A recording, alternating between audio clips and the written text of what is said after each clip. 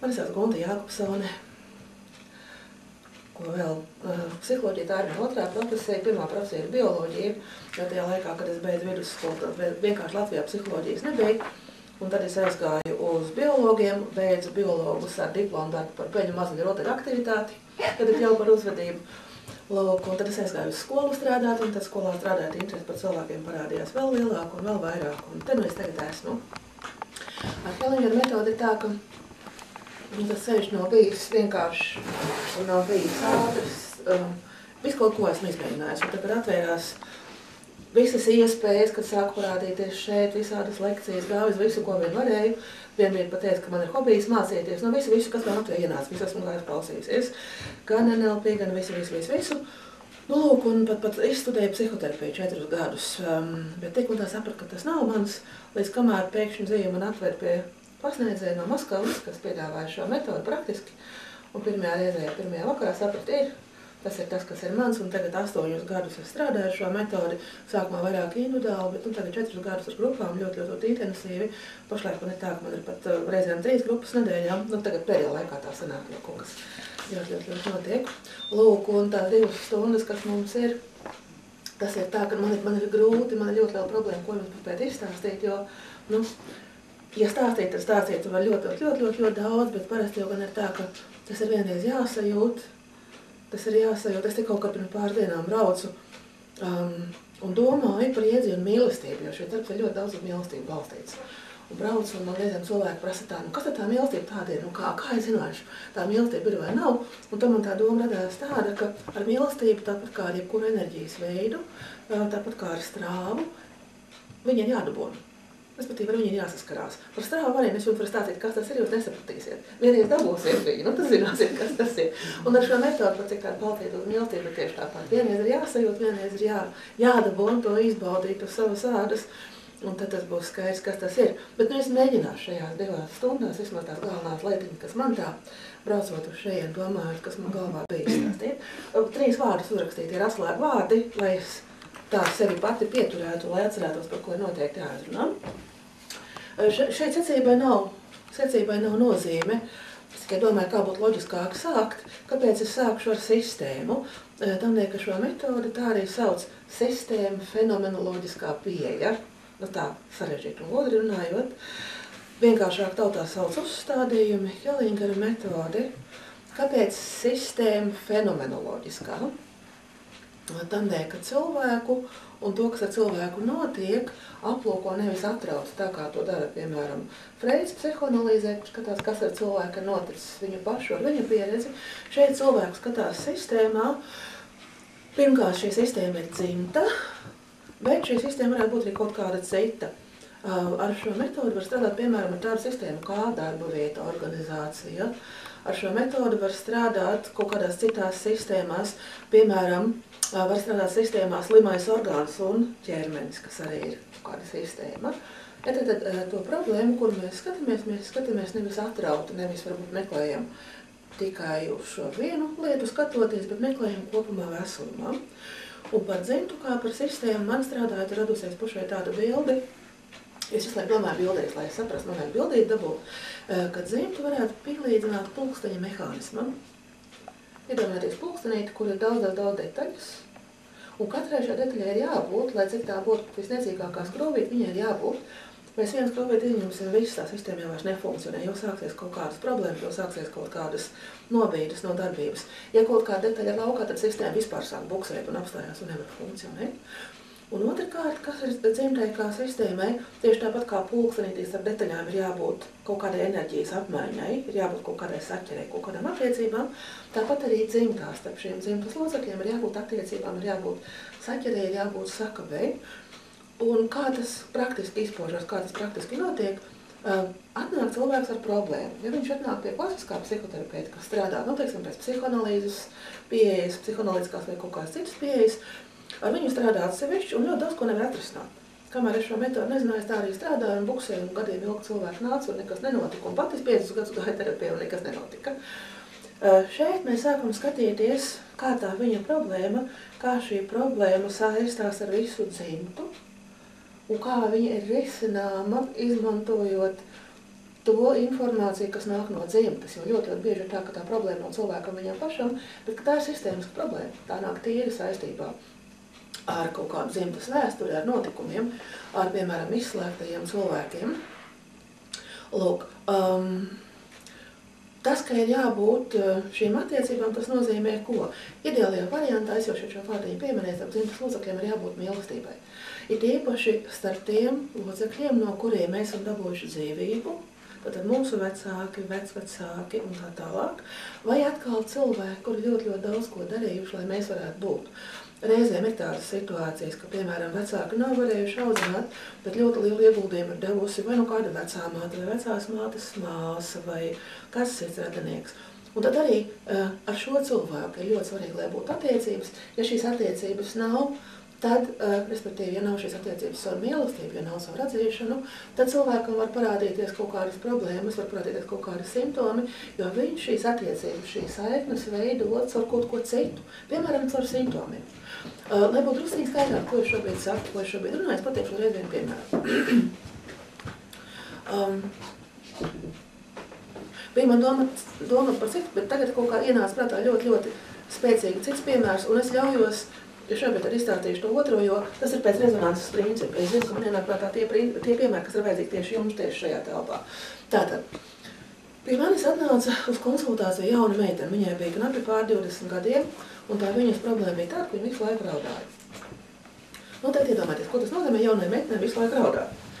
Viņa aiziet uz satikšanos, viņa raud. Viņa aiziet uz veikalu, viņa raud. Viņa brauc transportā, viņa raud. Pirmkārt, ja viņa pati jūtās ārkārtīgi nevēļi, ārkārtīgi muļķīgi, jo raud ir kā pilnīgi bez iemesla. Un dabīgi, ka tas apgrūtina attiecību veidošanu, dabīgi, ka tas apgrūtina dzīvi kā tādu. Tad, kad mēs ar viņu strādājam, es sākumā prasu, protams, par viņas attiecībām ar vecākiem. Viņi man saka, viss ir kārtībā, bet meklējam, runājam, kur kas varētu būt, no kurienes kas varētu nākt. Beigās sākam saprast, kas tas varētu būt. Un tas tās ir sekojošais.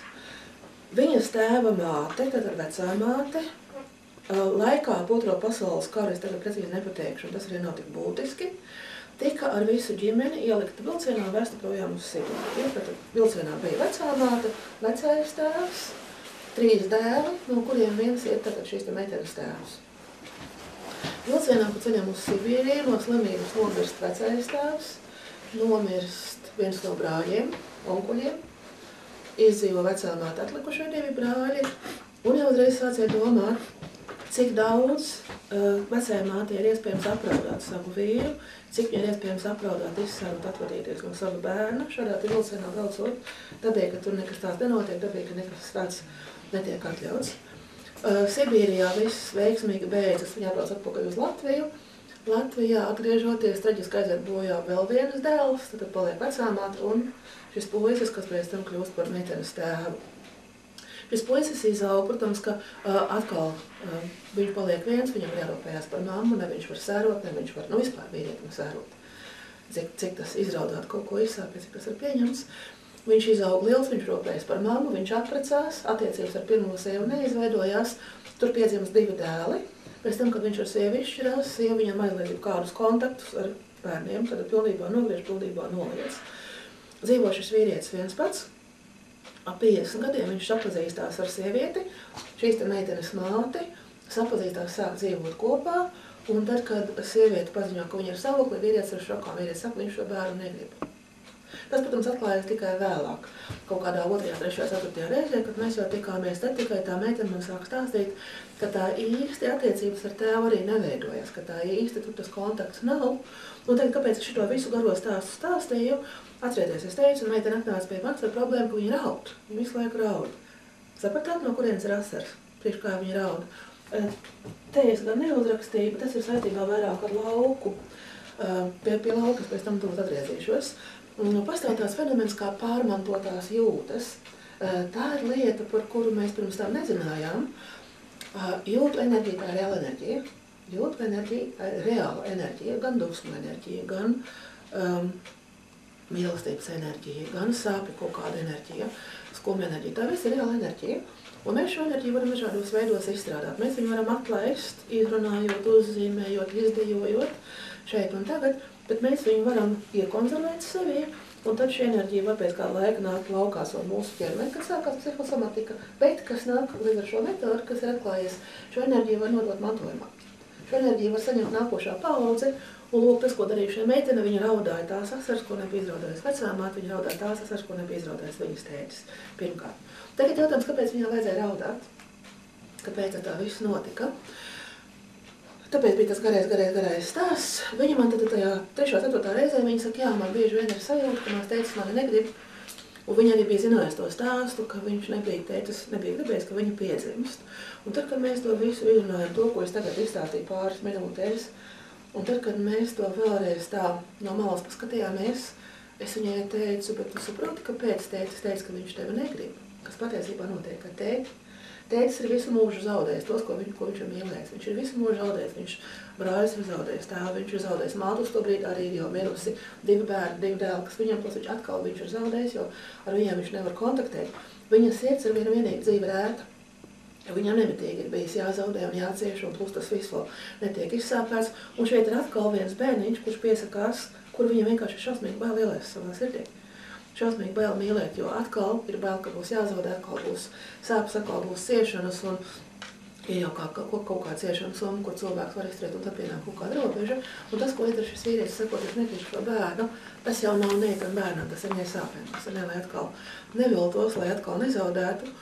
Un tad, kad mēs ar šo meiteni to visu izrunājām, tad man ļoti patīk tā doma, ko viņa teica. Viņa teica tā, ziniet, ko es pirmais izdarīšu mājās aiziet? Es pateikšu šo meiteni, cik es viņu ļoti mīlu. Jo patiesībā jau tā tēvs ir ļoti mīloši, tikai viņš mēģina sevi sargāt. Un kas notiek ar šīm asarām, kas notiek ar šo raudāšanu, tad, kad tiek atrasts kontakts, tad, kad tiek atrasts gan ar tēvu kontakts ar mīlestību, gan, kad tiek atrasts kontakts ar vecomās ar mīlestību, tad vairs nav jābūt kopā asarās. Šīs asaras, tas ir veids, kā būt attiecībās, tas ir veids, kā būt kopā tur, kur mēs nevaram būt kopā mīlestībā.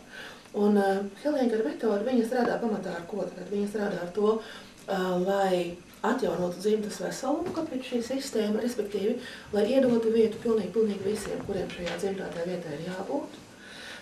Un lai starp šiem cilvēkiem, kas sistēmā iekšā ir, lai atjaunot attiecības kā mīlestību, tātad tas ir darbs ar aizvainojumiem, tas ir darbs ar kaut kādiem pārnodarījumiem, tas ir darbs ar dusmām. Tas viss tiek speciāli organizēts, drusciņi pēc mirklīšu pasādīšu, kā tas viss tiek darīts. Mēs atgriežamies laikā tajos notikumos, kur ir bijuši, kur tas viss ir veidojies. Tas viss tiek nevis izspēlēts, bet tas tiek izdzīvots, un to līga, kas ir bijusi klāt un piedalīsies, to var vienkārši tikai man palīdzēt un teikt, tiešām tā tas ir. Tā nav psihodrāma, kur psihodrāmā ir vadītājs, kas kā režisors saka, tagad tu saki to. Šeit balstās visu uz lauku. Mēs atgriežamies atpakaļ laikā, telpā, tajos notikumos, kur tas ir bijis, kur tas ir veidojies, un mēs tur atrisinām, atlaižot šīs enerģijas, atjaunojot attiecības, pieņemot, iedodot vietu. Tādā veidā efekts ir ne tikai tam cilvēkam, kurš ir klāt, kurš strādā, bet efekts ir visai dzimtai. Ļoti bieži tu pēc tam cilvēku nāk un saka, ka pēc tiem darbiem, ko mēs darām, ir pamainījušās attiecības, piemēram, brālim labāku ģimenē sāk attiecības risināties, veidoties. Starp vecākiem attiecības mainās. Tā ietekme tiešām ir uz visu dzimtu kā tādu. Nu, lūk. Tad tas bija tik daudz par sistēmu, tā pāris vārdos, un jāstrādā, skatoties uz cilvēku problēmu, jāstrādā ar viņu kopumā šajā sistēmā, jo ļoti bieži tā problēmas sakne ir sistēma un risinājums ir sistēmā. Ar reizēm ir pat tāds joks, ka reizēm tā problēma nav vajadzīga pašam cilvēkam, bet ir vajadzīga sistēmai. Mēģināšu tādu kaut kādu labu piemēru sameklēt. Kā jebkurai sistēmai, dzimtai ir savi procesi. Tas ir jebkurai sistēmai, arī mūsu ķermenim kā sistēmai un pat valsts iekārtē kā sistēmai. Arī dzimtai kā sistēmai ir savi procesi, un viens no šiem procesiem ir tiekšanās, cenšanās atjaunot veselumu, respektīvi, ir ļoti svarīgi, lai sistēmā tiktu iedota vieta visiem, kam šai vietai ir jābūt. Tikmēr atnāc arī piemērs. Tātad piemērs būs šāds.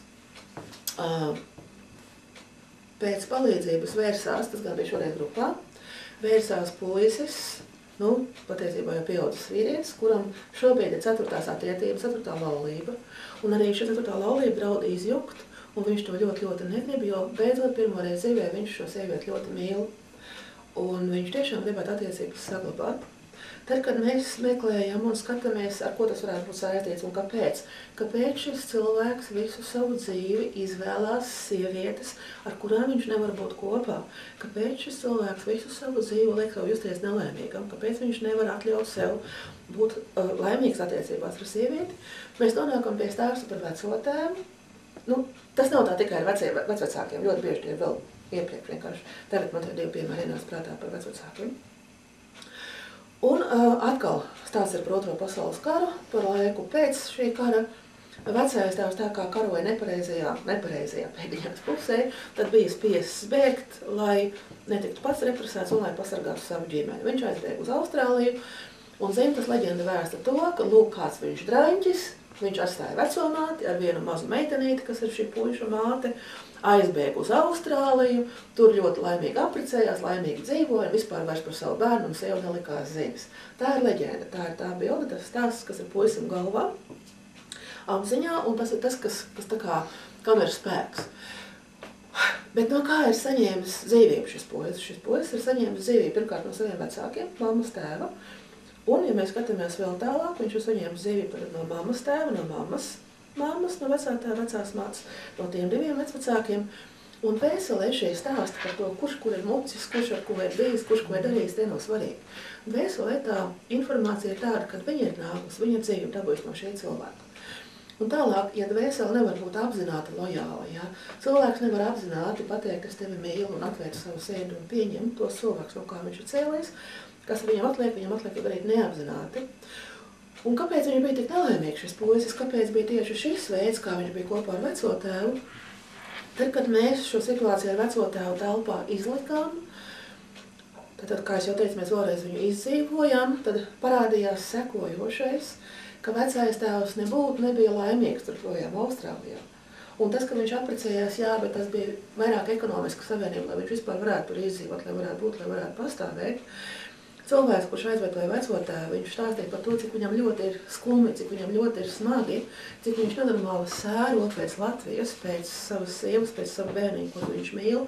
Bet atkal, es domāju, ka jūs visi ziniet atcerieties tos laikus, kāda bija iespēja un cik drīkstēja šādi cilvēki, cik viņi drīkstēja kontaktēt.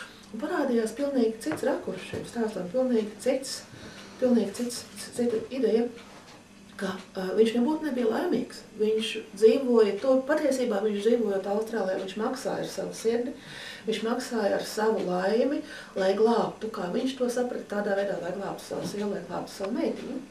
Un tā ir informācija, kura laukā glabājās, informācija par sistēmu. Un ko tad dara šis puisis, kas atnāk uz grupu?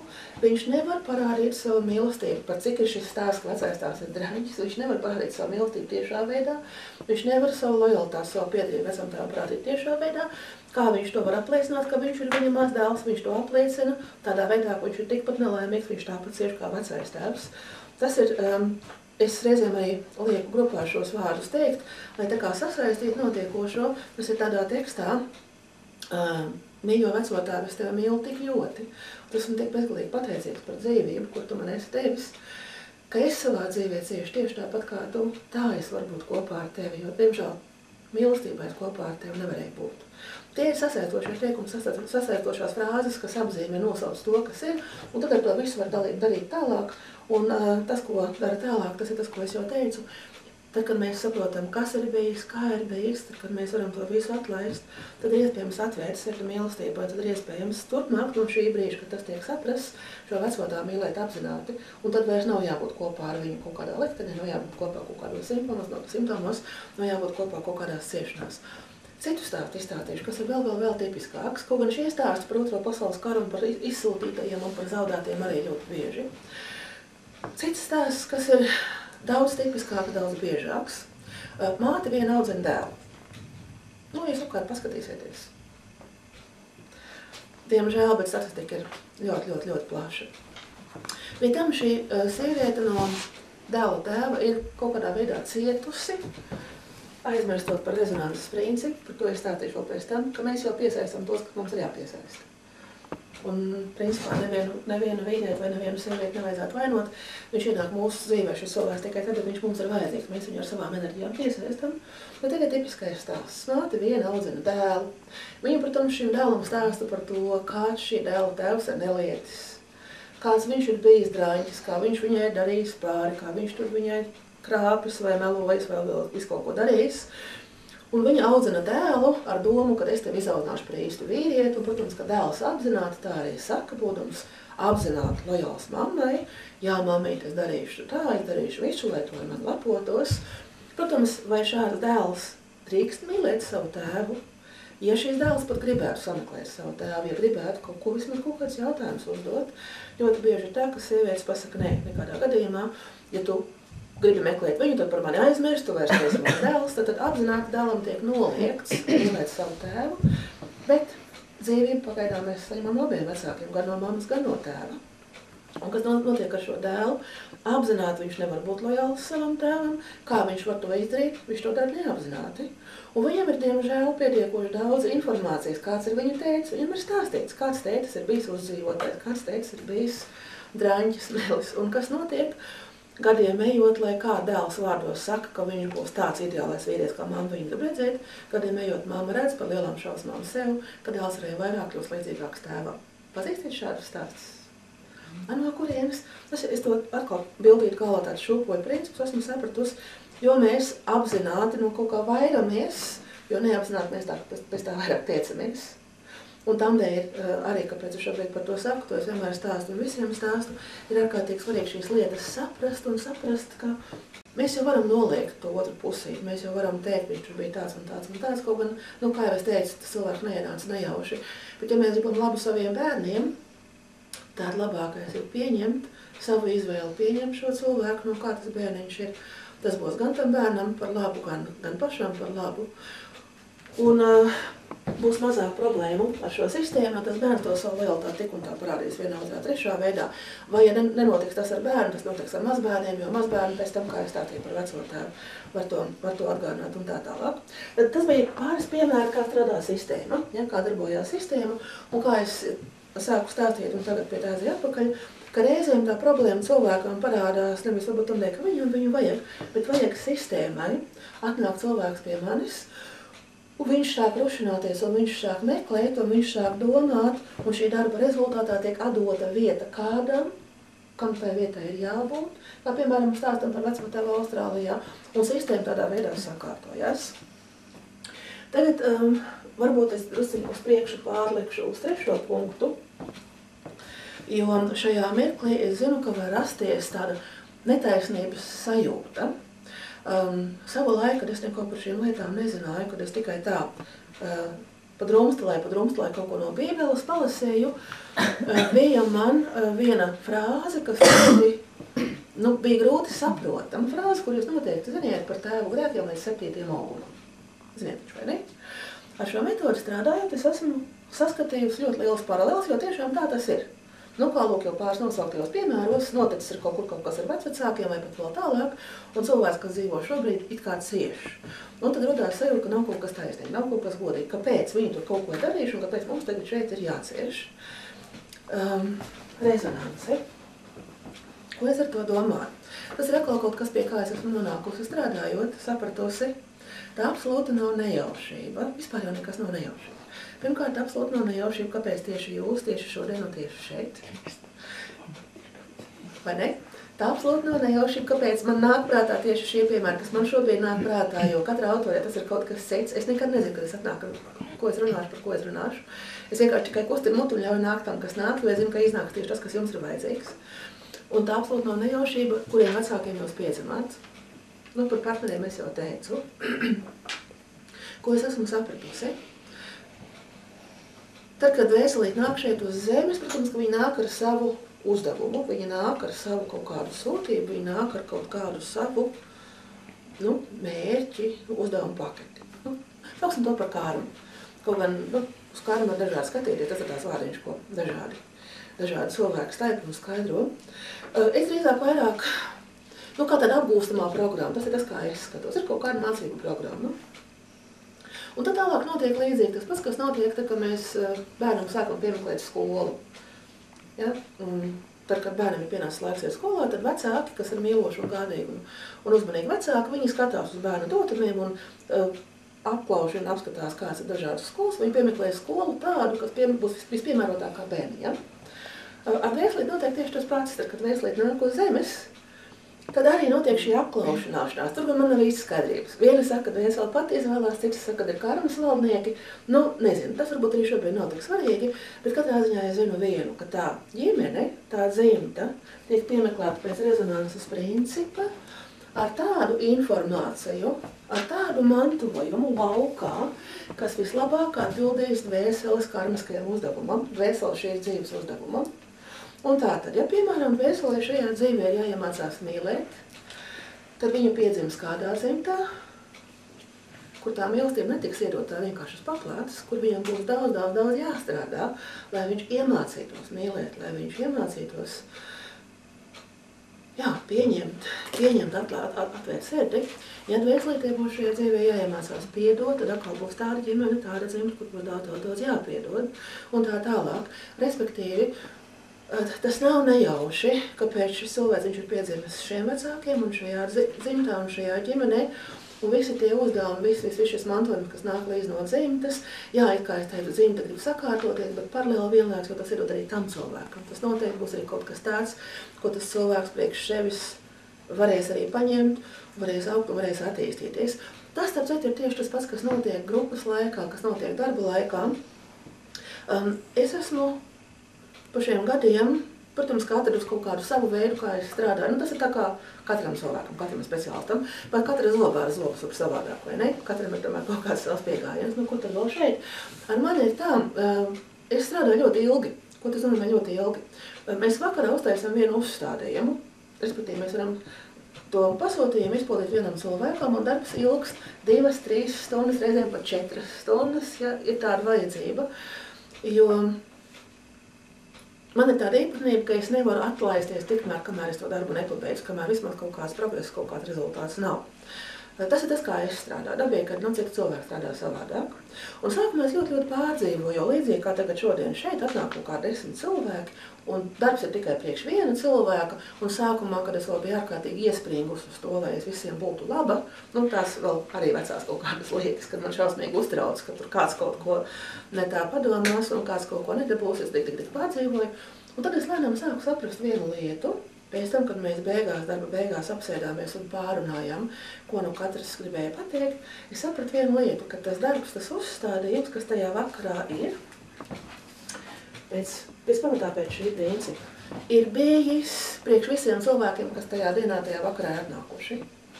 Mēs it kā strādājam priekš viena cilvēka, bet tā enerģija, kas tajā vakarā cirkulē, tā ir tā enerģija, kas skar pilnīgi visus tajā vakarā atnākušos. Un iegadījumā tā enerģija, kas tajā vakarā ir, ja tā tēma, kas tajā vakarā ir, kādam cilvēkam nav viņa enerģija, viņš vienkārši kaut kādiem iemeslu pēc tajā vakarā netiek. Viņš vienkārši neatnāk. Man pēc tam ir bijuši tā gadījumi, kad cilvēki zvana un saka, es gribēju, bet kaut kas tur notika, teiksim, bērns saslima vai tur transports neatnāks vai vēl kaut kas. Ja?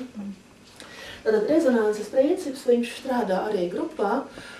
Un katru reizi, es esmu to tagad jau sapratusi, visi cilvēki, kas uz to nodarbību atnāk, viņi visi arī kaut kādu procesu dabū un priekš sevis kaut kādu rezultātu. Pie kam ir reizēm pat tā, ka vairāk lielāks efekts ir tad, ja cilvēks atnāk un sēž tā kā jūs šobrīd, skatās, klausās, vēro, nekā tad, ja strādā un liek savu darbu. Ir drusciņ tāds varbūt paradoks, ko es tagad saku. Kādēļ? Tādēļ, ka tad, kad mēs strādājam ar konkrētā cilvēku problēmu, viņam ieslēdzas viņa aizsardzības.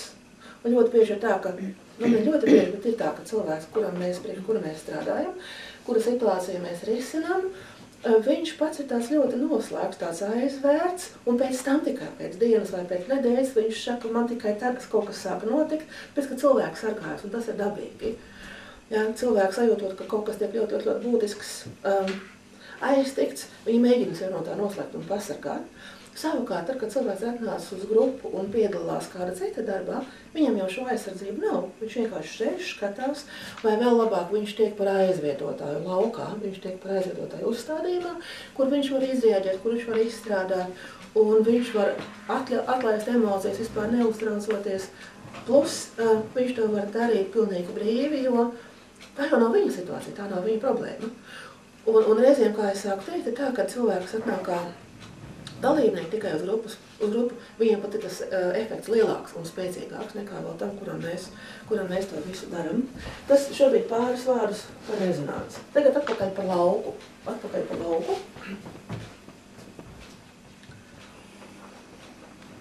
Šeit par lauku 3 lietas. Freids bija pirmais, kurš par to sāka vairāk runāt, un Freids ievies iedzienu bezapziņa, taču ziņā, vai zemapziņa, kā mēs tautā sakām. Tad ir kaut kāda informācija, kura nav apzināta. Vēl līdz šim brīdim neviens jums nevar pateikt, kur ir zemapziņa. Kāpēc arī šis iedziens zemapziņa nav tik veiksmīgs, kur ir apziņa ir skaidrs vai ne? Kur ir apziņa? Apziņa ir šeit. Un tagad, kur ir zemapziņa? Ja apziņa ir šeit, tad kur ir zemapziņa? Kur? Freidam tas pirmais modelis, kā viņš to visu mēģināja skaidrot, arī viņa bildība bija, kā viņš par to domāja. Viņam bija aizberga modelis, leduskalna modelis, un aizbergam tiešām ir virsjā daļa, ir apakšējā daļa, un tur ir skaidrs, kas ir virspusē, kas ir apakšpusē. Jungs tālāk Freida ideju paplašina, un Jungs sāk runāt jau pavisam par dīvainām lietām par kolektīvo bezapziņu. Ja tad ir kaut kāda informācijas daļa, kas ir vairāk kā skaidrs, ka nav mums galvās, jo kā man varbūt visas cilvēces kaut kāda atmiņa manā galvā iekšā. Un šobrīd jau arvien vairāk runā par informatīvajiem laukiem. Man pašai ļoti patīk tā doma, ka cilvēka smadzenes ir tikai antēna. Un es šo procesu ļoti salīdzinu ar to, kas notiek ar jebkuru normālu radio, ar jebkuru normālu televizoru.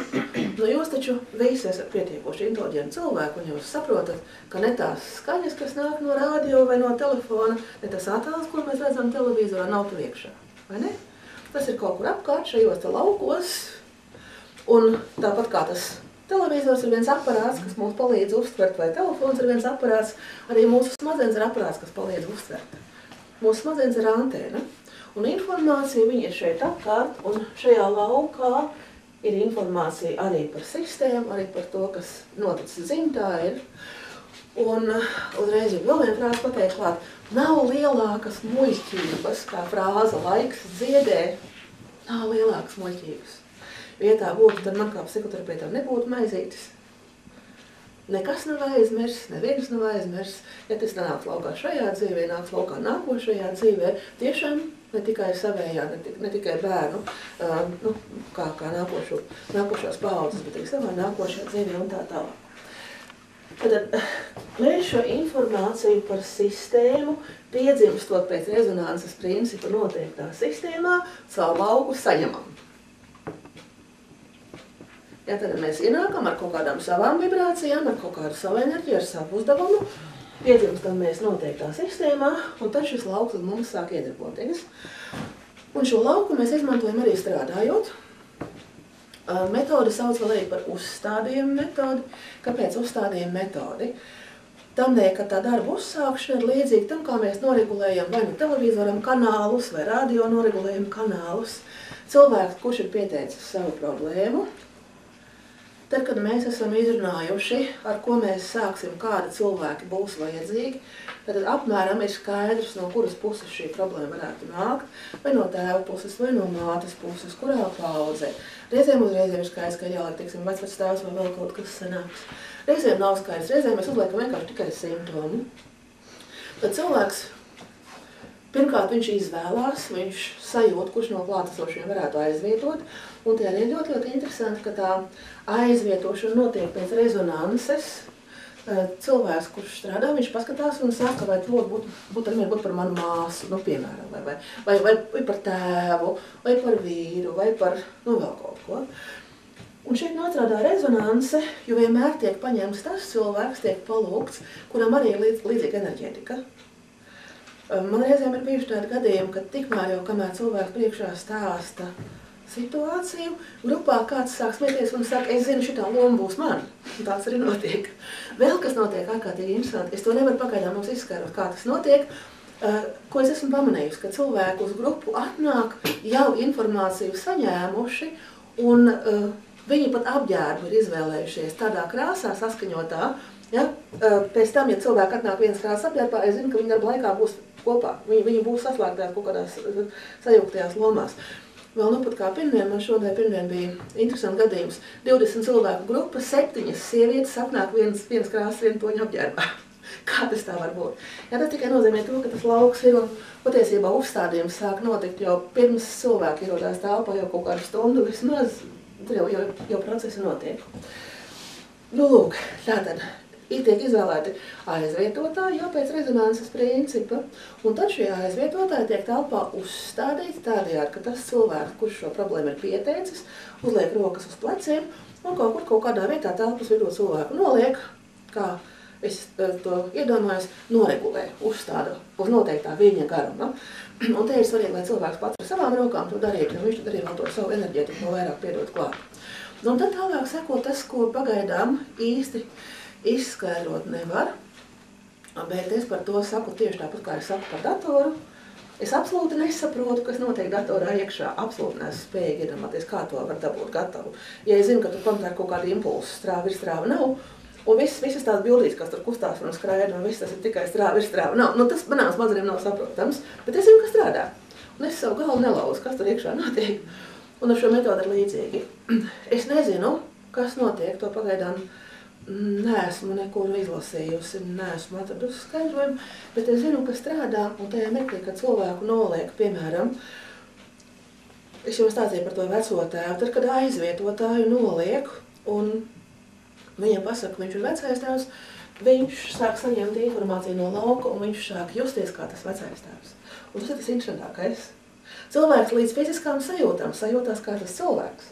Varbūt fiziskās lietas sajūst. Tur, piemēram, vecam tēvam ir bijusi traumēta kādu laikā kāja sākas sāpēt. Ja tur ir bijis tā, ka viņam ir bijuši, teiksim, šīs milzīgās skumas pēc ziemdienas stāstiekas sajūst. Tas notiek. Jā, un mainās pat izturēšanās. Pilnīgi liekas, ka tas cilvēks pārvēršas. Es arī no malas sēdēju, pilnīgi nesaprotu meiteni, kurai jātēloja kaut kāds vīrietis, ja, kurš ir mīlis, kaut kas tur pieredz.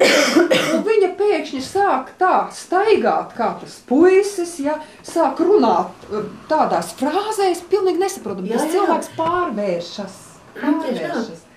Un runā tā cilvēka tekstiem, runā tā cilvēka vārdiem. Tieši tā, tieši tā. Protams, lai jūs neuztrauktos, ar to mājās nav jāaiziet. Ja, tur ir atkal speciālas tehnikas, gan kā cilvēku lomā tajā vietā ievert, gan kā pēc tam viņi izved laukā. Un es arī cilvēkiem saku, pirmkārt saprotiet, ka jūs nekad netiksiet paņemt uz to vietu, ja tā nebūs jūsu enerģija. Ja, tātad, ja jums tur kaut kas notiek tajā mirklītī, tad tas notiek lielā mērā tāpēc, ka arī jums ir tāda pati līdzīga kaut kāda enerģētika, un jūs varat savu problēmu parisināt. Un otrkārt, tieši tāpat kā mēs rādio varam noregulēt, mēs varam viņu arī izregulēt, pēc tam izvedot cilvēku laukā no lomas, ir speciālas tehnikas, kas tiek izmantotas, lai to enerģiju, kas nav tā cilvēka enerģija, lai viņu noņemt nost, tā kā par to nav jāuztraucās. Teiksim, ja cilvēks stāvēja lauku vidū, viņam sāpēja kuņģis vai streikoja sirds, ka viņš aizies mājās, viņam būs veselības problēmas. Tas nekādā gadījumā šī metode nav infekcioza, viņa nekādā gadījumā cilvēku neaplāž. Nu, tas tā vienkārši, man reizēm cilvēki baidās un prasa, nu kā tur. Plus arī pat laukā ir iespējams paiet drusciņu laukā no vietas. Nu, tad metode ir pietiekoši jau sena no pagājušā gadsimta 70. gadiem, tātad nu, jau ir kaut kā 40 gadi, kopš šie metodi ir zināma, un tā pieredze ir uzkrāta un kā strādāt, lai tas būtu, nu, teiksim, tā droši, savi higienas noteikumi tajā visā ir. Nu, lūk, un tad, kur ir tā būtība, ka šajā laukā mēs varam šādā veidā piekļūt informācijai par kaut kādā informācijā, kura nav zinām, kā piemēram par šo vecotāju, ko es stāstīju. Ir visādas lietas, kas reizēm atklājās, piemēram, par adoptētajiem bērniem, kas nemaz īsti nav bijis zināms. Atklājās daudzas lietas par izslēgtajiem cilvēkiem, piemēram, par mirušiem bērniņiem, par kuriem ir noklusēts, par kuriem nav teikts un kuriem ir jāiedod vieta. Atklājās kaut kādas lietas par nerealizētām mīlestībām un tā tālāk. Ja, daudz informācija uznāk augšā. Bet galvenais ir, kas reizēm cilvēkam paliek jau labi no tā viena, ka viņš saprot, no kurienes tā viņa problēma ir, kā tajā stāstā par raudāšanu. Un šo būšanu kopā, piemēram, ciešanās asarās, var aizstāt ar būšanu kopā mīlestībā. Tas nenozīmē to, ka izejot pēc darba ārā, tam cilvēkam raudāšana ir pazudusi. Nē, jo mums jau ir savi ļoti noturīgi uzvedības paterni. Es atkal kā to salīdzinu. Iedomājieties, ja mājās ir bijis remonts, un ja pirms tam jau 20 gadus esat dzīvojuši, un slēdzes ir bijuši šeit, Un tagad uztaisot eiro remontu, kā eiro remonts prasa slēdzes ir šeit, tad turpmākās 2 nedēļas, kur jums roka automātiski stiepsies. Un tikai tad, kad roka pastiepjās sev, jūs sakat, stop, slēdzes tagad ir šeit. Un ar šīm vecajām programmām ir līdzīgi. Tas nenozīmē, ka izejot ārā raudāt vairs negribas, asaras nāks uz augšu, jo tas ir pietiekoši jau nostiprinājies modelis, bet ko cilvēks iegūst? Cilvēks iegūst saprašanu, kāpēc viņš to dara, ko ar to darīt. Tikko asaras kāpj uz augšu, viņš var sev pateikt stop un teikt, ir šī atbrīvojušās frāzes, ka mēs jau vecumā, es atkal to daru priekš tevis. Un tad es nomainu šo būšanu kopā sāpēs, apzināti nomainu ar šo kaut vai domu formu, ka mēs esam kopā ar vecumātu mīlestībā un kā mēs satiekamies un kā mēs samieļojamies. Un tas ir jātrenē, tas ir jāveido kā jauns paradums, kas aizstāja paradumu ciest, paradums būt kopā mīlestībā, paradums būt kopā pieņemšanā. Tad reizēm, kā es teicu, jo tas vien, kad ir skaidrs, no kurienes rodās problēma, jau kaut kādā veidā atvieglo situāciju. Ļoti bieži ir tā, ka mēs varam kaut ko atrisināt, mēs varam kaut ko atlaist. Te es to vēl pateikšu pāris vārdus klāt. Mēs varam atrisināt kaut kādu situāciju, kaut kādu enerģiju atbrīvot, vispār no dzimtas atbrīvot, attīrīt. Tagad, ko es ar to domāju? Konkrēti varbūt piemēru pateikšu. Tikko, kā pirms pāris nedēļām man bija tāds darbiņš. Strādā viena meitene, un grupas darba laikā parādās tāds fenomens, ko pēc Freida varētu saukt par dubulto pārnesi. Ko nozīmē dubultā pārnesi? Tātad ir šāds stāsts. Atkal, kaut kā man šodien visu laiku par vecvecākiem piemēru nāk prātā, nezinu kāpēc. Ir stāsts par veco tēvu un veco māti, kur vecā māte kaut kādu sev zināmu tikai iemeslu pēc par vīru bija izvēlējusies samērā agresīvu vīrieti. Bet ir jāsaprot, ka pēc šis trešais vārdiņš rezonanse satieks vienmēr tie, kuriem ir jāsatiekās, un lai cik būtu agresīvs vīrietis, viņi nebūtu kopā, jo vecēmātē viņu nevajadzētu. Par to es beigās vēl atgriezīšos. Bet ir tā, ka vecais tēvs ir samērā skarbs, samērā agresīvs, un vecēmātē pret viņu krājās pietiekoši daudz dusmas, kuras viņam nevar atdot. Jo viņa no viņa baidās. Viņa šo savu agresīvu aptur, un viņa nekad par sevi neiestājas, un viņa nekad vecotēvu tā tautas valodā pie vietas nenoliek, kur sākās dubultā pārnese. Ir piedzimusi šobrīd viņas mazmeitiņa, kas ir atnākusi uz grupu, kurai iekšā ir neizskaidrojamas dusmas, neizskaidrojama agresija pret vīriešiem. Viņa, piemēram, stāsta, ka viņš šobrīd dzīvo kopā ar puisi, un reizēm, kad viņai tur galvā kaut kas noklikšķi, tā simboliski, viņu var kaitināt pat tas, kā tas puisis dzer tēju, pilnīgi bez jebkāda pamata. Vienkārši parādās kaut kāda agresija, kur ir dubultā pārnes. Tātad, pirmkārt, viņa jūt vecās mātes dusmas, viņa sevī paņem šo enerģiju, un viņa laiž laukā šobrīd to enerģiju. Dubultā pārnes tā otra pusē, tas dubultais nāk klāt, kad dabūnā tas cilvēks, kuram ar šo agresiju nav nekāda sakara, vispār nekāda sakara. Es domāju, ka šo te jūs pazīstiet, vai ne? Ko mēs darām mājās no darba pārnākot, vai reizēm otrādāk. Kā mēs šīs enerģijas, kā mēs nēsājam no vienas vietas. Rīgā dzīvot, es to ļoti bieži sabiedriskajā transportā redzu un vēroju, kā šīs enerģijas kā kaut kur vienā vietā sagrābstītas transportā, viņas tiek izliktas laukā, tur kaut kāds sagrābs šīs enerģijas, pēc tam aiziet veikalā, izliek laukā un tā tālāk. Ja? Lūk, ejam apakaļ pie stāsta. Tātad, ko šādā gadījumā var darīt? Mēs atgriežamies atpakaļ laikā, atgriežamies atpakaļ attiecībās starp veco tēvu un veco māti, un tur šī enerģija ir jāatbrīvo. Viņa ir jāienes atpakaļ tur, kur viņa ir radusies, jo atrisināt viņu var tikai tur. Šie meiteni, viņi var lamāt savu puisi par tēju, par ne tā noliktām zeķiem. Tur nekas nemainīsies, ja? Ejam atpakaļ, un tur šo enerģiju varam atdot. Un šī atdošana nenotiek tādā veidā, kad ir jāizkaujās vai vēl kaut kā. Nē, ļoti bieži vienkārši pietiek, ja mēs šo enerģiju verbalizējam, ja mēs viņu pasakam.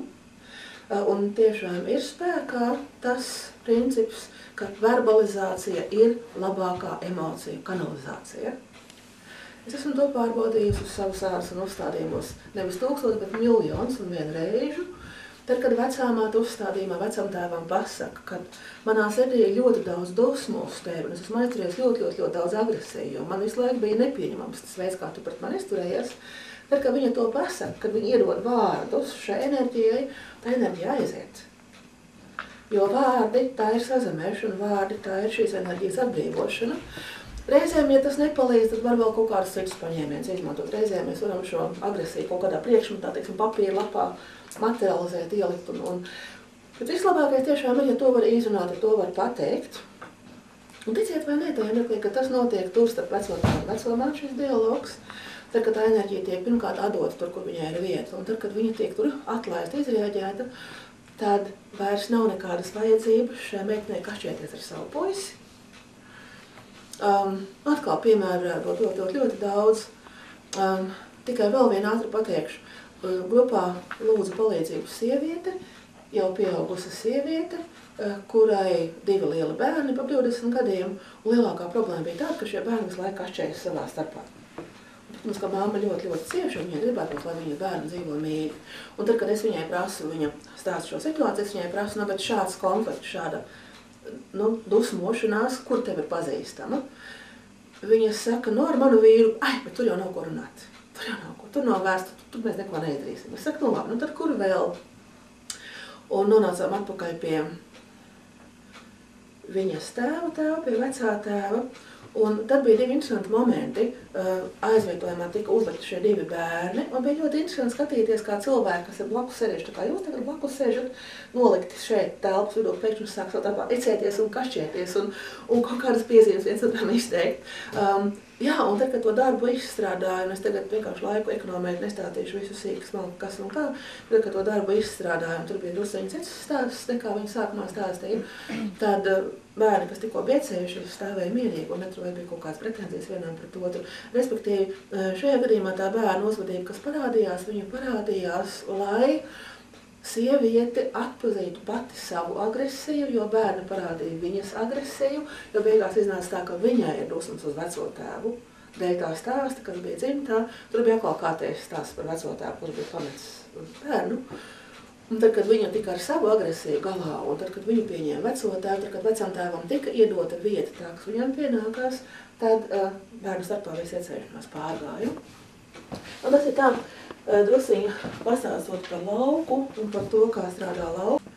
Tie ir tikai teorētiski, tādā teorētiskā uzstādījumā dažiem no jums ļaus sajust, jo tas ir jāsajūt. Es redzu, sajust, kā tas viss notiek. Vai tad pietiek ar to, ka tu domās, tur atrisini to problēmu? Tu izdomā un ierādi tur vietu, ja es tevi mīlu un ar to viss atrisinās? Jo, ja tie vecāki un visi tie radi ir miruši, tad jau neko vairs tik un tā nevar.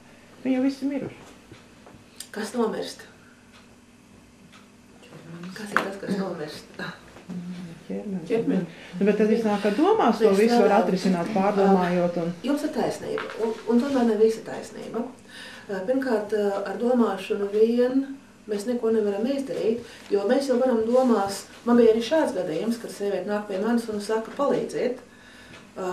Es šobrīd šķiros ar vīru, man pret vīru nav nekādu pretenzijas, esmu pieņēmusi to, ka viņš iet pie citas sievietes, es būtu gatava viņu uzturēt attiecības un raudzēties ar ģimenēm, bet problēma ir tāda, ka mūsu kopīgā meitiņa kopš viņa ir uzzinājusi, ka mēs šķiramies, pret tēvu sāk izturēties ārkārtīgi necilvēcīgi. Viņa viņu lamā un viņa viņu vispār negrib redzēt, un viņa ir šausmīgi agresīva. Un jo es vairāk ar šo sievieti runāju, jo vairāk viņa man cenšas pārliecināt par to, ka viņa vīram ir visu piedevusi. Un viņai nav nekādu dusmu par to, ka viņš viņu tagad pamet citas sievietes dēļ. Saprotat, ko es šobrīd runāju, par ko es šobrīd stāstu? Domās, jo viņai liekas šeit. Ja, šeit viņai viss ir kārtībā, bet lūdzu pielieciet tagad visi pielieciet sev klāt roku tai vietai, kur jūs liekat roku sakot es. Kur jūs liekat rociņu sakot es? Un neviens no jums nesēž šitā. Neviens, jūs visi sakat es. Domās, tas ir kaut kas viens, te jau ir tā nesaskaņas ar apziņu un bezapziņu.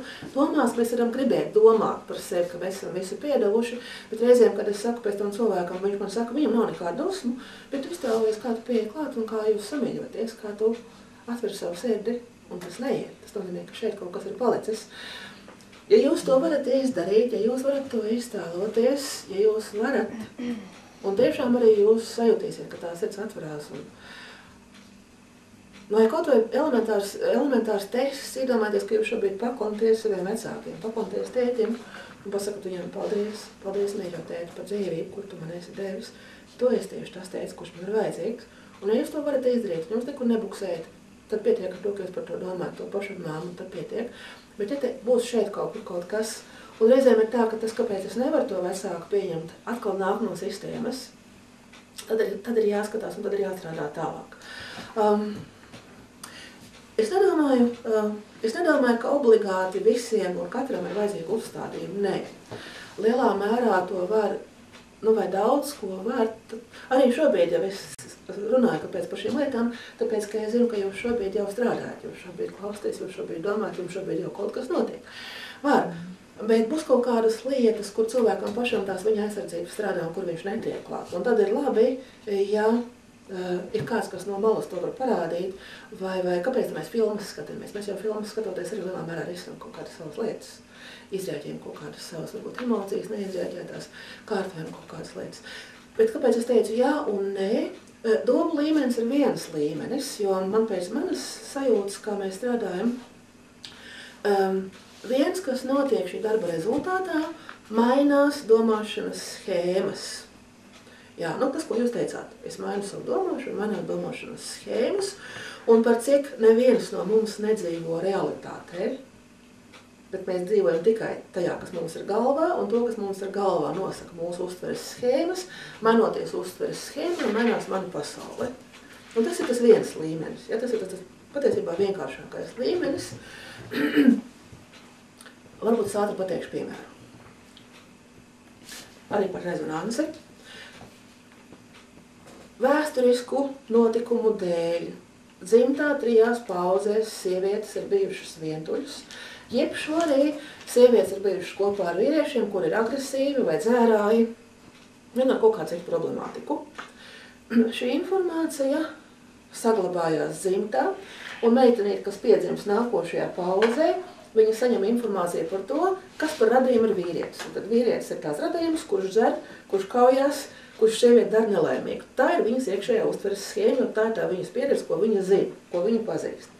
Kas notiek tālāk? Šie meitenī izauga, viņi iet pa pasauli, kā zerdzeņš ar klapītēm, un ja viņai nāk pretī vīrietis, kurš nav gatavs zert, vai būt agresīvs, viņi vienkārši viņu neredzēs, tāpēc, ka šis vīrietis neatbilst viņas uztveres schēmai.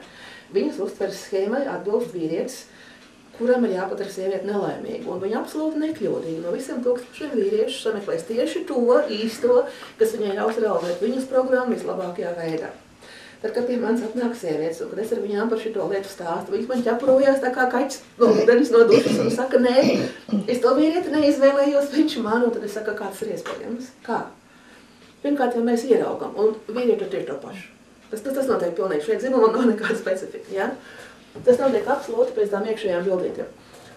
Un tad, kad uzstādījuma laikā, tad, kad mēs varam paskatīties plašāk, tad, kad mēs varam paskatīties, ka tas cilvēks, kuru mēs pazinām varbūt kā zērāju, kā agresīvu, ka viņam tā ir viena puse, bet ka ir vēl cita puse, un mēs paplašinām priekšstatu par to, un mēs saprotam, kāpēc tas viss tā ir bijis, paplašinās iekšējā bildi, paplašinās priekšstats par to, kas ir vīrieši, paplašinās priekšstats par to, ka sieviete varbūt ir laimīga, un es pieļauju iespējamību notikt arī labām lietām, jo notiek jau tikai tās lietas, kuru iespējamība ir mūsu smadzenēs.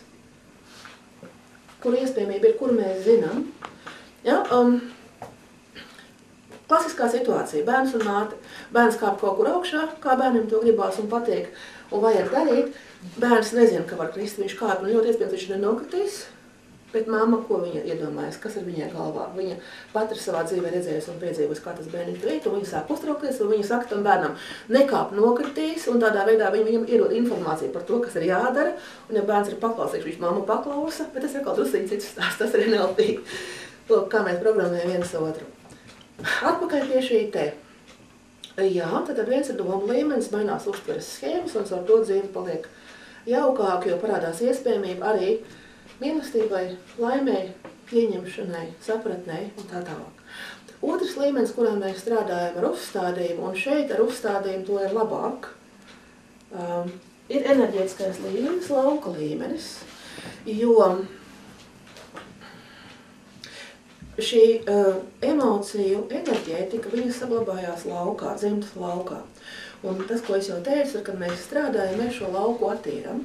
Dzimtā kopumā paliek labāk dzīvot, un man ir šobrīd tāda pilnīga jau sajūta radusies, ka tajā mirklī, kad mēs šīs emocijas izrēģējam, atlaižam, mēs attīram ne tikai dzimtas lauku, mēs attīram cilvēces lauku kopumā.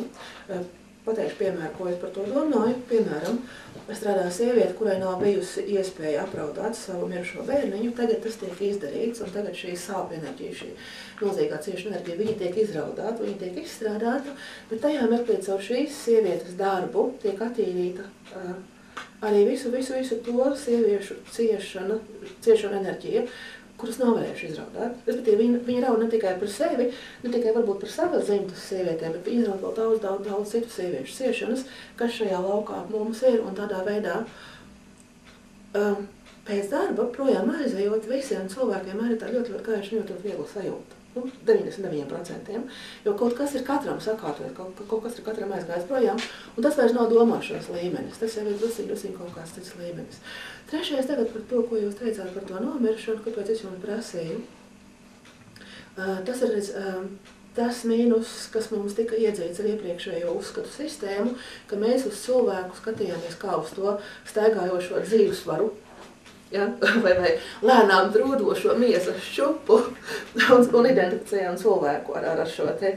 Tad, kad es vēl lasīju lekcijas studentiem, es par šo te mēģinu iergāties, un es teicu, kāpēc es lasu lekcijas, ka mani nebūtu neinteresē miesa, jo, ja man interesētu miesa, strādāt morgā. Bet man neinteresē miesa, man interesē dvēseles, tāpēc es esmu pasniedzēta, tāpēc esmu augstskolā, man vajag, lai viņa dvēsele būtu šeit klāt. Un tagad atpakaļ. Tam, ka cilvēks vairs nav šeit, ir nozīme neapšaubāmi, bet šī nozīme ir drusciņa savādāka. Atkal vienkārši mana bildīte. Ja jūs uz liestiem paskatītos, tad jūs arī šobrīd redzētu, kā ir gaismas ķerpeņi. Aiz tām restēm ir lampa. Tajā lampā ir iekšā kvēldiegs, kurš spīd, bet to spožumu, to gaismu, kas nāk, vai šeit laikam nav kvēldiegs, šās nav kvēldspulces. Notiek man fizika zināšana drusciņi viņa, bet katrā ziņā tur ir kaut kas, kas spīd, vai ne? Un šo enerģiju, to, kas nāk, pati jau lampa par sevi kaut kādā veidā aiztur, aizkavē, un tās restītes arī vēl vairāk aizkavē. Tagad es vēl paskatīšu, kāpēc es jums šo te visu saku. Tas ir tas, kā es domāju par cilvēku, par dvēseli, par miesu. Tad, kad dvēselīt nāk uz zemi, tā ir tā tīrā enerģija, tā, kas tur tie lampā iekšā ir. Un cilvēka miesa, tas jau ir viens apvalks, ka šo enerģiju slāpē, un cilvēka liktenis, cilvēka personība, tas ir vēl, kas šo enerģiju slāpē. Ko es ar to gribēju pateikt?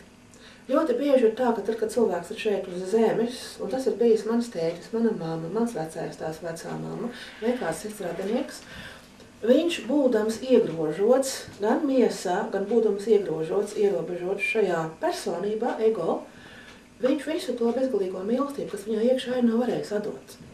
Tāpēc, ka viņš ir bijis nebrīvs, viņš ir bijis sasaistīts. Tajā mirklī, kad dvēsele aiziet, tajā mirklī, kad mēs sakam cilvēks nomirst, visa šī te virsū uzkabinātā padarīšana tā atkrīt, tā pazūd, paliek dvēsele tīrā veidā. Uzstādījumos tas kādā veidā parādās. Ja cilvēks ir dzīvs, tad ļoti bieži aizvietotājs kaut ko nevar, tādēļ, ka viņš nav brīvs, viņš, piemēram, nevar kaut ko pieņemt. Viņš parāda šīs personības īpašības, vai tad atkal, piemēram, māte bērnam nevar to mīlestību iedot. Ja uzstādījumos mēs uzliekam cilvēku, kurš nav vairs šeit, bet uzstādījumā tam nav nekāda nozīme, vai tas cilvēks ir šeit uz zemes, vai viņš ir kaut kur citur, tā šeit ir tikai tāda, ka cilvēks, kurš ir atbrīvojies no personības, tā dvēsele ir daudz gatavāk iedot mīlestību. Un to mīlestību, ko, piemēram, vecāks bērnam nav varējis iedot šeit zemes dzīves laikā, jo viņš nebija brīvs, pēc nomiršanas, pēc atbrīvošanās šo mīlestību var iedot. Vai es izstāstīju, vai tas bija saprotam, jo...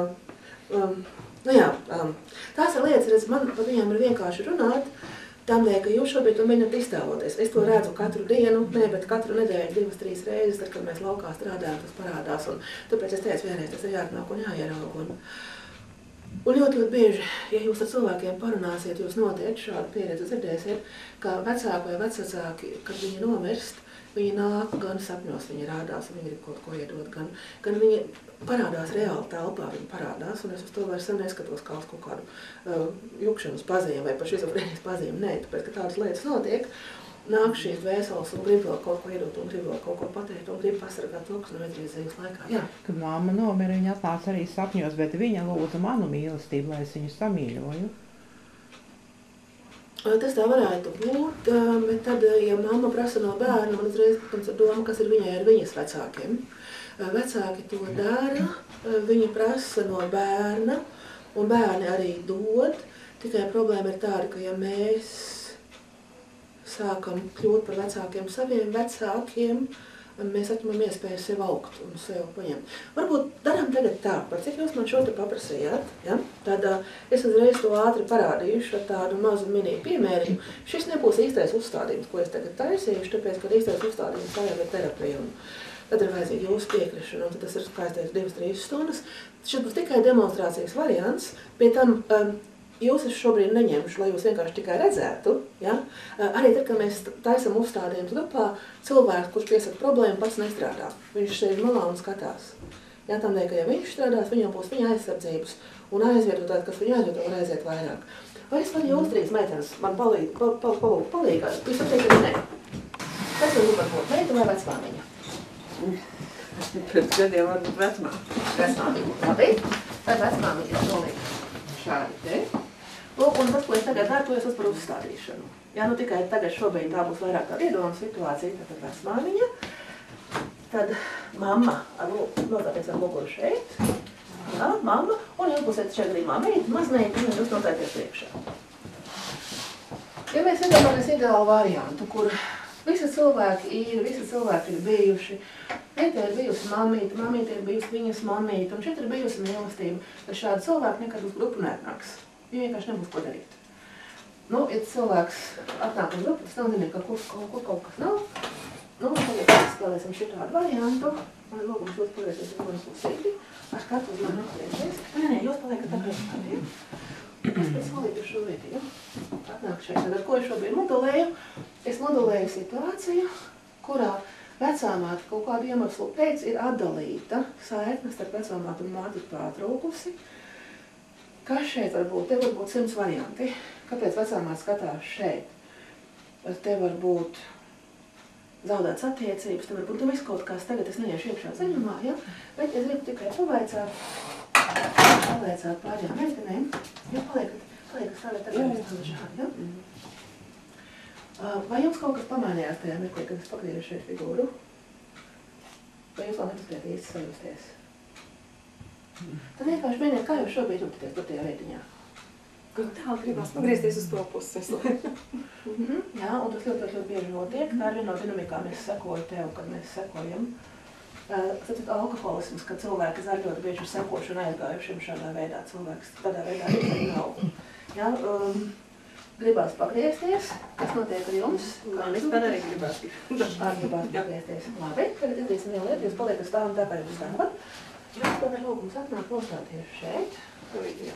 Jā, tas ir tas, ko bērns izdara. Bērns, par cik mammai ir kaut kas pietrūcis no viņas mammas, un bērni, saņemot dzīvību, ir ļoti lojāli. Viņi ir gatavi darīt visu, pilnīgi ko, lai tikai vecākiem ir labi.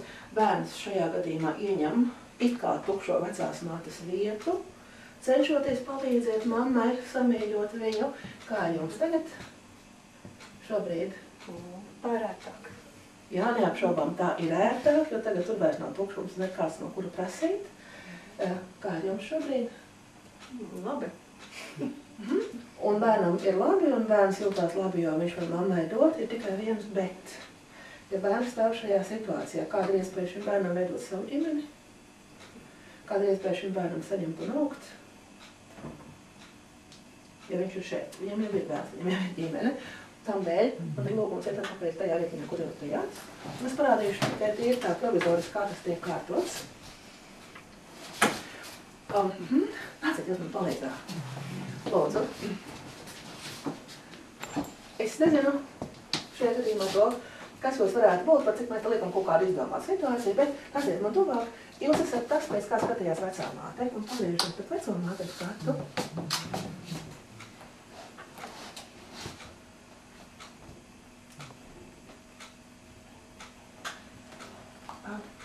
Pat cik šis nav īstais uzstādījums, ja būtu īstais, tad es prasīju cilvēkiem, kā jūtās un kas mainās, un man kaut kādi vārdi, kas nāk. Vai kaut kādas sajūtas pamainījās dēļ, kad šī figūra parādījās? Jā, it kā.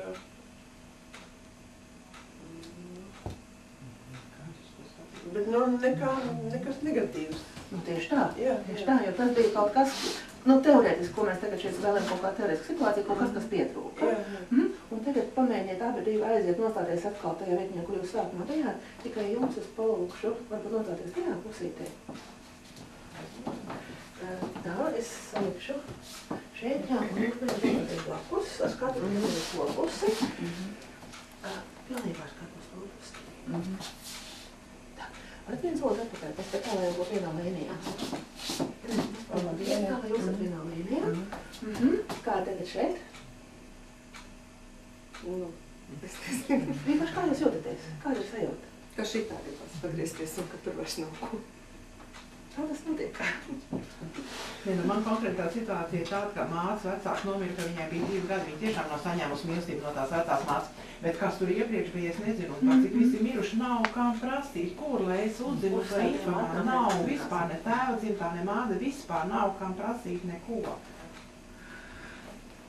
Es pateikšu, ko ar to var darīt, ja?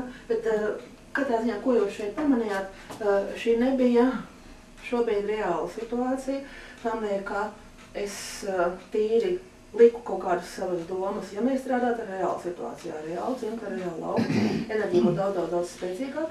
Šobrīd es vienkārši veidoju domu fantomu šeit, bet jūs tik un tā jau redzējāt, kā strādā sistēma. Šeit kaut kas sakārtojās, tur uzreiz mainās, šeit kaut kas pamainās, tur uzreiz mainās. Ja? Un kā tiešām, kā tie notikumi, kas ir šajā pauzē, iespēdot to pauzi un iespēdot to pauzi. Un tad bija tās vienkārši maziņš. Jā, bet ja tā meita aiziet tajā vietā, lai samīļotu to mammu, viņa it kā apstājas, bet reāli man jau bija ģimene un bērni, tā kā es savu sievietes uzdevumu esmu izpildījis, man jau bija bērni, jā. Bet, attiecības šķirtas viss tālāk nekas nevēja, iznāk apstājies tu esi, jā. Viss apstājies esi. Bet tikai tāpēc, ka es samīļoju māti, sapņos, viņa man lūdzu, es viņu samīļoju vidu, tad apstājās. Nē. Tas ir tad, es šobrīd pēc tam neliku, nebūtu konkrēti jūsu situācijas likt tikai, lai parādītu principā, kāds varētu notikt. Ja bērns pieņem šo vietu un ja bērns kļūst par vecāku savam vecākam, tad priekš bērnu tas nav labi. Un priekš jums šobrīd jūs varat vienkārši tikai iedomāties, es parasti dosīju tuvāk, ja mēs viņam pieņemam, ka šie varētu būt jūsu vecāki un nostāties ar muguru pret šiem cilvēkiem. Vai jūs gribat, lai jūs atbalsta, vai jūs gribat, lai jūs uzliek roku šobrīd un mugurs mēģināt sajust? Nē. Tad vienkārši paliekat šādi, un jūs savukārt vienkārši paskatieties uz mamīti. Jā, vienkārši paskatieties, ka viņai mugurs ir vecāki. Tas ir, ko jūs varat darīt, kas jums pašai palīdzēs. Jūs varat domās, iedomāties, iztēloties. Tā kā šobrīd stāva mammu, un mammai ir šī pleca tēti. Patiesi viņa esat redzējusi, tam nav nozīme. Ir skaidrs, ka viņš ir. Mums tās mammas nebūtu. Jā, 2 gadu vecumā nomirā vecāki. Un šeit mammai aiz muguras mamīti. Un tā, ka jūs par mammu domāsiet, kad jūs viņu iztēlosties, tad iztēloties viņai aiz muguras šo 2 stāvus. Jo tas, ko iedod jums, tas jums iedod to, ka jums vairs nav jāiet šeit, jo šī vieta nav tukša. Šeit ir 2 vecvecāki. Otrkārt, tas iedod lielāku atbalstu, lielāku stabilitāti mammai. Plus 3. Tas ir tas, no kā mamma var paņemt. Tas ir tas, kur mamma var dabūt šo mīlestību. Tas ir tas, kur mamma var dabūt to, ko viņa meklē, bet ko jūs viņai nekad nevarat iedot. Jo jūs, lai kā censtos, nekad nevarēsiet būt viņai mamma un iedot to, ko bērns var dabūt tikai no mammas. Vai kaut kas, ko jums vēl šobrīd piebilst? Kā jums tas ir skatīties šobrīd uz šo te? Jā, labi. Ja tas būtu uzstādījums, tad mēs vēl darītu dažas lietas, kamēr bērns paliek brīvs un bērns var pilnībā pagriezties ar skatu uz nākotni un pievērsties savām lietām, savai dzīvei. Tas ir tad drusīgi garāk darbīgi. Šobrīd parādīt to vairāk tā. Tīri teorētiski tos galvenos soļus, kāds tiek darīts. Mēģiniet šobrīd nostāties ar skatu uz to pusi un sajusties, ka tam vēl pietrūkst tētis šobrīd. Pilnajā redē mums pietrūkst tētis, būtu vajadzīgs vēl tētis, lai bērni būtu pilnīgi. Tas ir tā ļoti īsā mazā demonstrējumā. Es kaut ko sāku saprast, jā. Paldies. Tā, man tās kardiskās problēmas ir savas. Kā var uzzināt informāciju? Viens ir tas, ka informācija viņa uzstādījuma laikā atnāk kaut kāda, un cilvēki var izstāstīt kaut kādas lietas. Otrs ir tas, ka tajā mirklī, kad jūs sākat par šiem lietām domāt, kad jūs pieslēdzaties, tā informācija nāk arī pavisam savādāk. Konkrēti piemēru par sevi pateikšu. Tad, kad es sāku šo metodu apgūt un mācīties, tas ir gadi tagad atpakaļ, nu jā, uz šie paši 8 gadi nu jau, man pēkšņi uzradās viena tante, ar kuru es savu mūžu nebiju kontaktējusies vispār, kura pēkšņi paaicināja man uz dzimtes salidojumu, kur pēkšņi sāka nodarboties ar dzimtes vēstures vākšanu un apkopošanu. Tad vēl pēc kaut kāda gada viņa man atsūtīja no kaut kādiem citiem radiem, kas dzīvo Maskavā, kam ir pieejami Čekas arhīvi, uztaisītu, izprintētu dzimtes ciltskoku ar visiem sānzariem. Tas ir tikai mans piemērs, bet tas nav unikāls piemērs, šādas lietas notiek, tā informācija sāk nākt. Cits piemērs, meitenīte, kas bija piedzimusi, meitenīte, sieviete, kurai jau pie 30 gadiem, kas bija piedzimusi mātei alkoholiķei no precēta vīrieša un nekad savu tēvu nebija redzējusi un neredzējusi, jo tētis ir miris, kurai bija milzīgs aizvainojums gan pret māti, gan milzīgas dusmas uz tēvu. Tad, kad viņa nākotnē strādājot ar šo visu, bija gatava savus vecākus pieņemt, pamatā šobrīd viņa tēva ir strādājis ar māti, vēl viņa šobrīd strādā, viņai pēkšņi atskan zvans no tēva radiem, viņai pazvana tante, viņu aicina uz dzimtes salidojumu, kur viņai mūžā vispār nekur nekāds kontakts, nekādi sakari nav bijuši. Viņa ir pa šo gadu, kopš viņa strādā, atjaunojusi saiknes ar saviem pusbrāļiem, ja pirms tam viņa domāja, ka tur vispār nekur nekāds attiecības. Tad šobrīd viņai ir, kā viņa pati saka, man ir 2 brāļi, un tad, kad viņai tagad noplūda dzīvoklis, tad kaut kad rudenī, kad vecākais brālis, kur viņa vecāks nāca viņai palīdzēja taisīt, informācija atnāk, kad mēs esam gatavi. Jūs taču to ziniet, ka jūs dodat jautājumu, pietiek atvērt grāmatu un tā atbilde tur ir.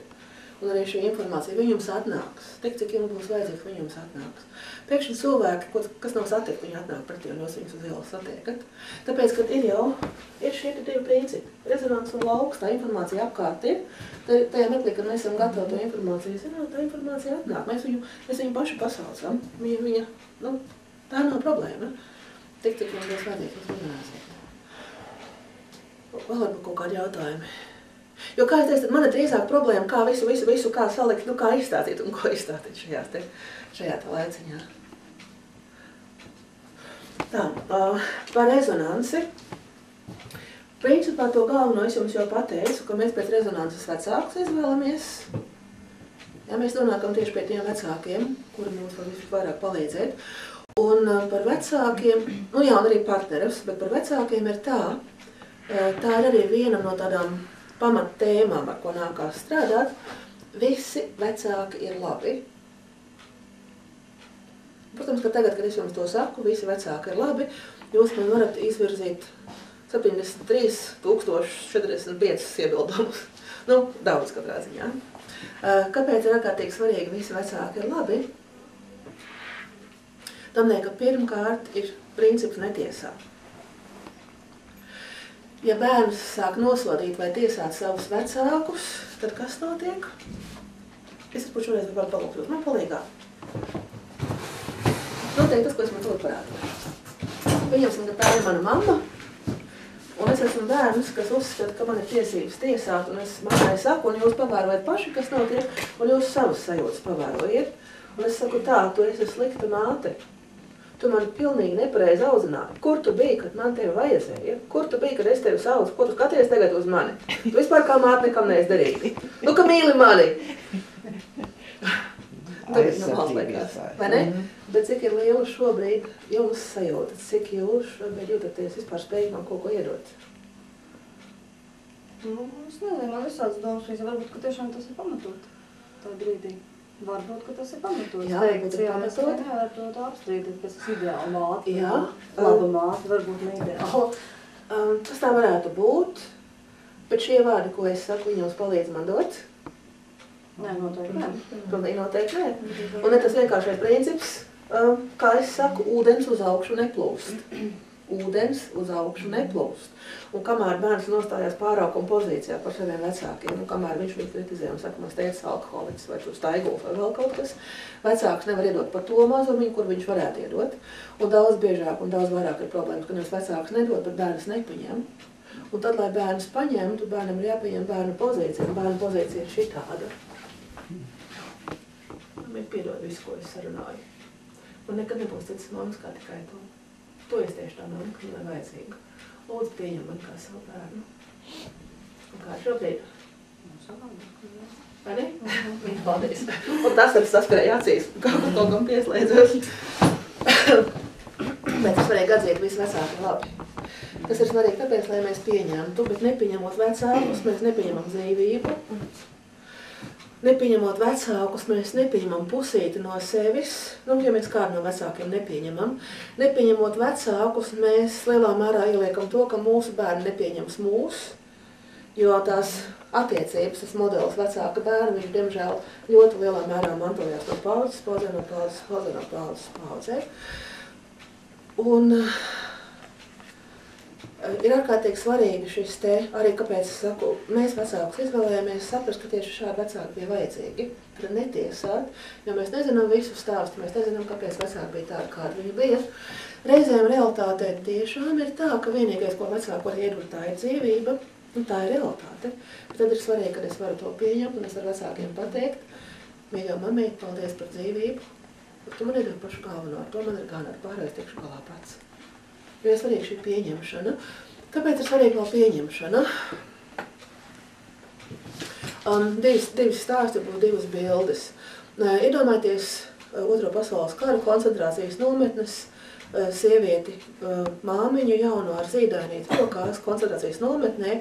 Zīdains, protams, normāls, veselīgs zīdains grib ēst.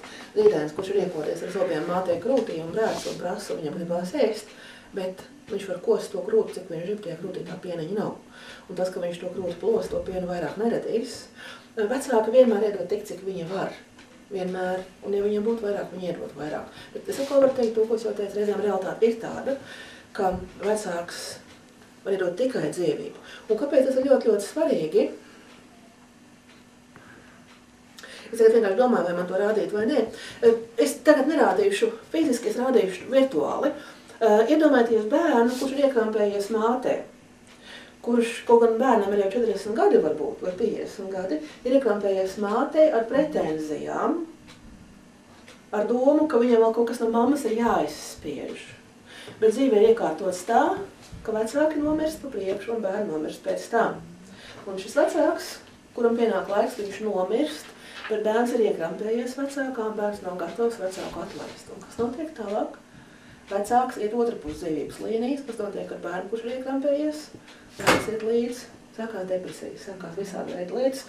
Man bija viena sieviete, kas pēc mātes nāves sāk slimot ar visām mammas slimībām. Ja pirms tam viņai bija kolosāla veselība, viņa 40 gados nebija neko slimojusi, dzīvoja laukos, strādāja fizisku darbu, bija ļoti veselīga, nomirst māte, viņai 2 gadu laikā visas mammas slimības. Pēc tam tikai simptomi parādās, bez jau kāda iemesla, līdz ar to tu neko ārstēt nevar. Tad, kad es pasaku, to man es iedēvu galveno. Tad, kad es atsakos no pretenzijām, tad, kad es pieņemu un atlaižu, tas pirmkārt ir vajadzīgs man, lai es varētu būt brīvs, jo tad es pārstāju skatīties pagātnē un prasīt tur kaut ko, kas nekad vairs nebūs, un es varu pagrieties un skatīties nākotnē, es varu iegūt brīvību. Ja tas arī ir tas, kāpēc tik svarīgi saprast, vecāki ir labi tik, cik viņi ir, un viņi iedod tik, cik viņi var. Protams, uzstādījumos strādājot, ir iespējams vēl dabūt drusciņu vairāk. Ja uzstādījumos strādājot, mēs varam satikties ar šiem aizgājušiem vecākiem, vai mēs varam satikties ar šiem vecākiem, kuri kaut kādu iemeslu pēc nav bijuši tik dodoši, un mēs varam kaut ko kompensēt un kaut ko dabūt vēl klāt. Vēl par rezonanses principu, par partneriem. Mēs vienmēr satiekam tos partnerus, kuri mums ir jāsatiek. Mēs vienmēr satiekam, psiholoģija saka tā, neirotiskie kompleksi pievelkās. Ja, kur sanāk kopā tieši tie cilvēki, kuri sadar enerģētiski, pēc rezonanses principu. Ļoti biežs variants, ļoti tipisks variants. Mēs esam kopā tāpēc, ka mēs nevaram būt kopā. Drusīgi paradoks. Sieviete kaut kādu iemeslu pēc visu savu sirdi vīrietim nevar atdot. Piemēram, ir bijusi pirmā mīlestība, bet šī pirmā mīlestība ir neizdevusies. Entie stāsti par karu, par kritušajiem, entie stāsti par izvestajiem. Tātad, sieviete zaudē pirmo mīlestību, kopā ar pirmo mīlestību viņa zaudē daļu sirds. Daļa sirds paliek tur, šajās nerealizētās attiecībās. Viņa pēc tam vēlāk dzīvē apprecās, viņa satiek vīrieti, bet viņai ir tikai pusi no sirds, ko viņa var dot. Līdz ar to viņa kādu vīrieti sameklē pretī, tieši tādu pašu, kurš arī var būt tikai pusi savas sirds, kuram atkal ir kaut kāda savi iemesli, kāpēc viņš savu sirdi nevar atdot pilnībā, un viņi ir kopā tāpēc, ka viņi nevar būt kopā. Un tāpēc viņa sadara, un tāpēc viņa dzīvo, un tāpēc ir pāri, kurus mēs nesaprotam, kāpēc, bet viņa ir ļoti sapusīgi, jo ja tur būtu pretī viens, kas gribētu visu, tad viņam vienkārši ar to nepietiktu, tad viņam vajadzētu visu. Rezonanses princips. Vēl rezonanses princips strādā tādā veidā, ka dzimtas vienmēr ar līdzīgām enerģētikām sanāk kopā. Ļoti bieži, ja tu, piemēram, vienā dzimtā ir tēva iztrūkums, tad otrā dzimtā arī visbiežāk būs tā, ka būs kaut kas līdzīgs, vai kaut kādi bērniņi, kas ir miruši, kas ir zaudēti, tas viss arī būs līdzīgi vienā otrā pusē. Ja, un tas rezonanses princips līdz ar to, kā es esmu viņu sākos izmantot, kā viņš ļoti interesanti strādā, katrs cilvēks, kurš ienāk, katrs cilvēks, arī šobrīd, arī šodien, arī tie cilvēki, kas man pienāk uz ielas klāt, katrs cilvēks kaut ko atspūgļo no jums pašiem. Tad, piemēram, kā es to savā dzīvē ikdienā esmu sajutusi, pat nemaz par uzstādējiem nerunājot, ja man veikalā kāds cilvēks nolabā uzskrien virsū, tad priekš manis tā ir informācija par to padomāt, ar kādu enerģiju es esmu pati ienākusi šodien tajā veikalā iekšā. Jo ja manī nebūs šīs enerģijas, man vienkārši tāds cilvēks nepienāks pat klāt, es ar savām enerģijām piesausu. Jā, un katrs cilvēks, kurš jums ienāk jūsu dzīvē, esat īpaši tie cilvēki, kas tās esmē grūtie cilvēki, tie ir skolotāji, kurus jūs paši esat piesaukuši savām vibrācijām. Un katrs šāds cilvēks jums iedod iespēju kaut ko sevī sakārtot, kaut ko saprast, kaut ko atlaist. Un pamatā jau ir tas viss darbs ir vērsts uz to, lai mēs kļūtu pieņemošāki. Jā, pieņemošāki, saprotošāki, jo nekas nav nejauši, visam ir kaut kāda jēga. Šie metodi tā ļoti labi to parāda un ļoti labi iedod instrumentu, kā ar to strādāt. Nu, lūk. Ir tagad vairāki varianti, ko mēs varam darīt. Es jums varu vēl kaut ko vienu pademonstrēt, bet tas ir vairāk tās tehnisks. Vai arī es jums varētu vēl par sistēmu kāds vārdības pastāstīt klāt, vai arī trešais variants, varbūt ir kaut kādi jautājumi, kas ir radušies, ko jūs gribat uzdot. Ja sāk pētīt, piemēram, arhīvā dzimtas un tos uzvārdus un baznīcu grāmatās var atrast, bet es varu atrast tikai to, kas tur ir rakstīts, bet es nevaru saprast to jūtas, un es tur nevaru uzzināt kaut ko, ko viņi noslēpja attiecības, to es nevaru uzzināt. Es tikai varu uzzināt to, kas arhīva grāmatā ierakstīts. Jā, tā tas ir. Tad būs pēc tam kaut kas, jūs domājat, ka tur atnāks kaut kas? Neatnāks, jo viss ir miruši, es informāciju nevaru uzzināt no dzīvā cilvēka, ko var pastāstīt tikai dzīvais. Nu, taču atbildēju, tas ir mans jautājums, kurus iepriekš uzdevu lektorei informāciju. Viņa atnāk tajā brīdī, ka viņai jāatnāk. Tas ir viens. Šie stāsti, viņi tiek uzzināti.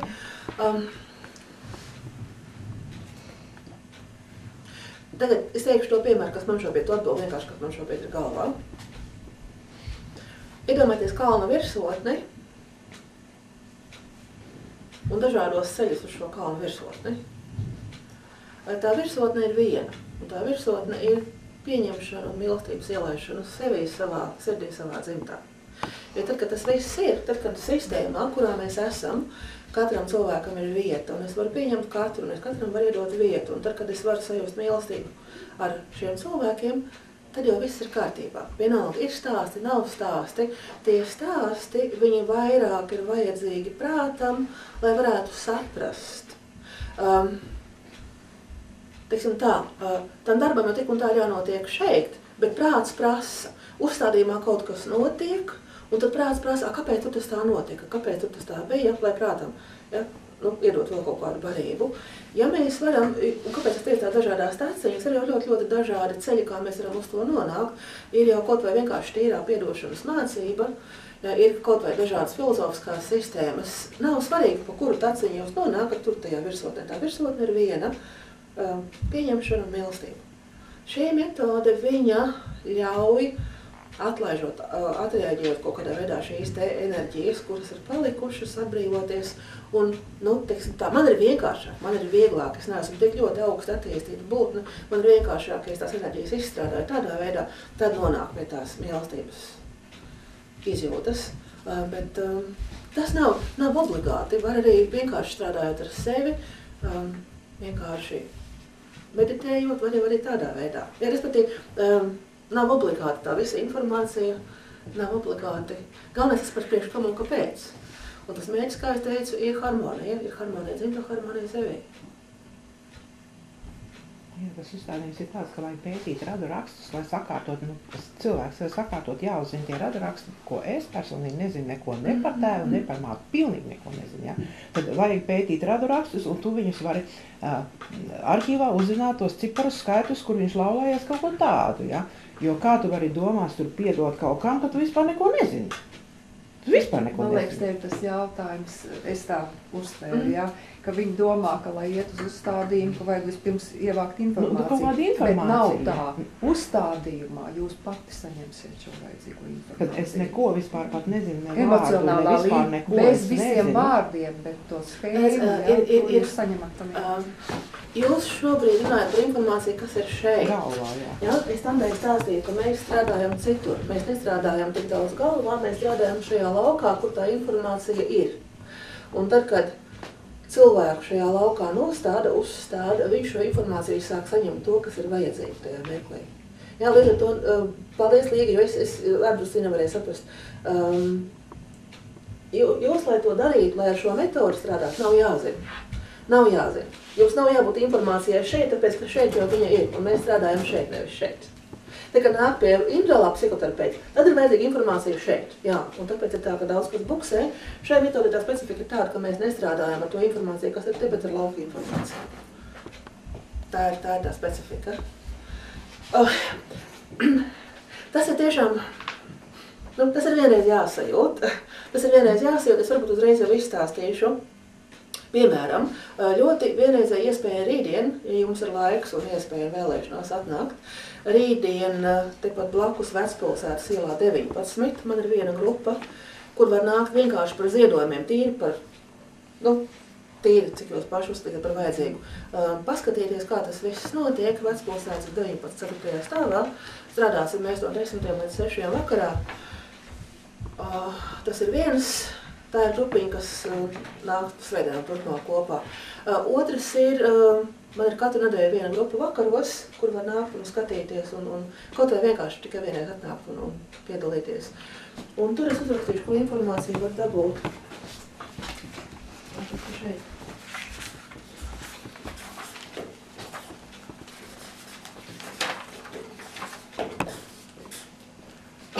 Ir mājas lapa www.omnia.lv.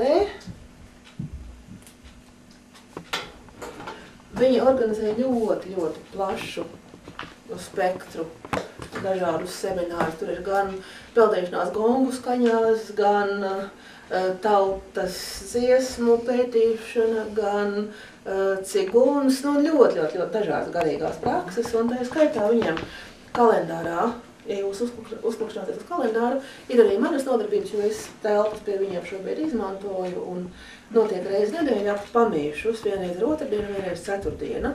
Tātad šodien man bija otrdiena, tas nozīmē, ka nākošana bija ceturtdiena. Bet tur ir kalendārs un tur tas viss ir iekšā.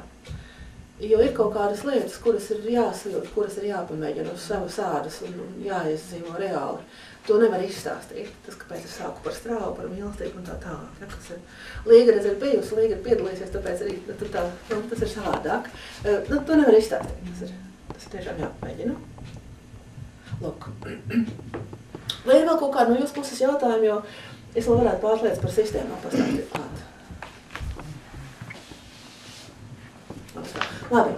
Tad par sistēmām, kas arī tā vairāk tā kā prātam, bet ko var kaut ko jau izdarīt.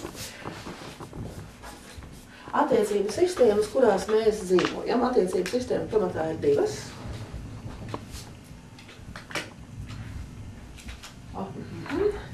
Pirmā attiecību sistēma. pirmā attiecību sistēma, tā ir tā, ko es ar šiem simboliņiem zīmēju, tētis, mamma un bērniņš. Tā ir sistēma, kurā mēs piedzimstam. Un tā ir sistēma ar saviem noteikumiem, ar saviem likumiem. Un otrā sistēma, piemēram, tā kā mēs šeit, divas paziņas, divas draudzenes, kolēģi, darba biedri vai vēlāk partneru attiecības vīrs, sieva. Tā ir cita attiecību sistēma un pāris vārdi par likumiem un par lietām, kuras zinot jau var kaut ko parisināt un pakārtot. Galvenā atšķirība starp šīm divām attiecību sistēmām ir sekojošā. Šeit attiecības ir divos līmeņos, šeit attiecības ir vienā līmenī. Te, kad es liku par mazo mini demonstrāciju, bija meitenes, kas stāvēja viena otrai aiz muguras. Sākumā bija 3. Tā bija hierarhiskā sistēma, ja, kur ir paaudzes bērns, māte, vecvecāki. Un pašās beigās bija pāris, ko es nostādīju plecu pie pleca, ar domu, ka tas varētu būt, teiksim, vecais tāds un vecā māte. Un tās bija šīs attiecības. Kādas ir likuma atšķirības? Tur ir konkrēts absolūti lietas. Šajā attiecību sistēmā, kurā mēs ienākam, pirmais tātad ir šis hierarhijas likums. Vecāki vienmēr ir virs mums. Vecāki vienmēr ir pirms mums. Vecāki ir, tas vārds pārāki varbūt nav tāds īsti tas labākais vārds. Jā, bet vecāki ir virs mums. Kam dēļ? Tam dēļ, ka lai ko vecāki būtu darījuši, lai ko vecāki būtu devuši, vienā ziņā viņa vienmēr būs pirms mums, virs mums, jo dzīvību mēs esam saņēmuši no viņiem. Un mums ir jāatzīst šis te, ka viņi ir virs mums vai pirms mums, tikai tā vienkārši iemesla pēc, lai šo dzīvi varētu pieņemt. Tas, ko es jau pirms meklēšanas rādīju un stāstīju. Ja? Vecāki vienmēr būs virs mums un pirms mums, jo dzīvību atpakaļ mēs viņiem neatdodam. Un pat, ja mēs to kādreiz daram vai tiecamies darīt, tas neko nedod, un tas neko nemaina un neatrisina. Lielākās problēmas atbalsts ir šeit. Ja, un es jutīšos daudz stabilāk, daudz vairāk savā vietā, un būs daudz vienkāršāks kontakts tikai pateicoties tīri šādam te domu paņēmienam. Tātad vēlreiz, ja jums ir kādreiz kaut kur jāiet, kaut kādas lietas jākārto pie cilvēkiem, kuriem patīk, nezinu, kaut ko no sevis iedomāties, tad, ieejot, vai pat pirms jūs ejat pie cilvēka, iztēloties. Es esmu bērns, viņš ir bērns, man ir mani vecāki, viņam ir viņa vecāki, un mēs vienkārši tiekamies kā 2 cilvēki, un esam kopā tik, cik mēs gribam, un starp mums notiek tik, cik mēs abi divi tam piekrītam, un es neesmu neko viņam parādā, viņš man nav neko parādā, un man nav jāmīl viņš, ja es to negribu, viņam nav jāmīl mani, ja es to negribu. Un tas tā. Nobeigumam, vēl tāda viena lietiņa tīri praktiska. Nu tā ir ievilkšu elpu un klausos ievēl kaut kādi jautājumi.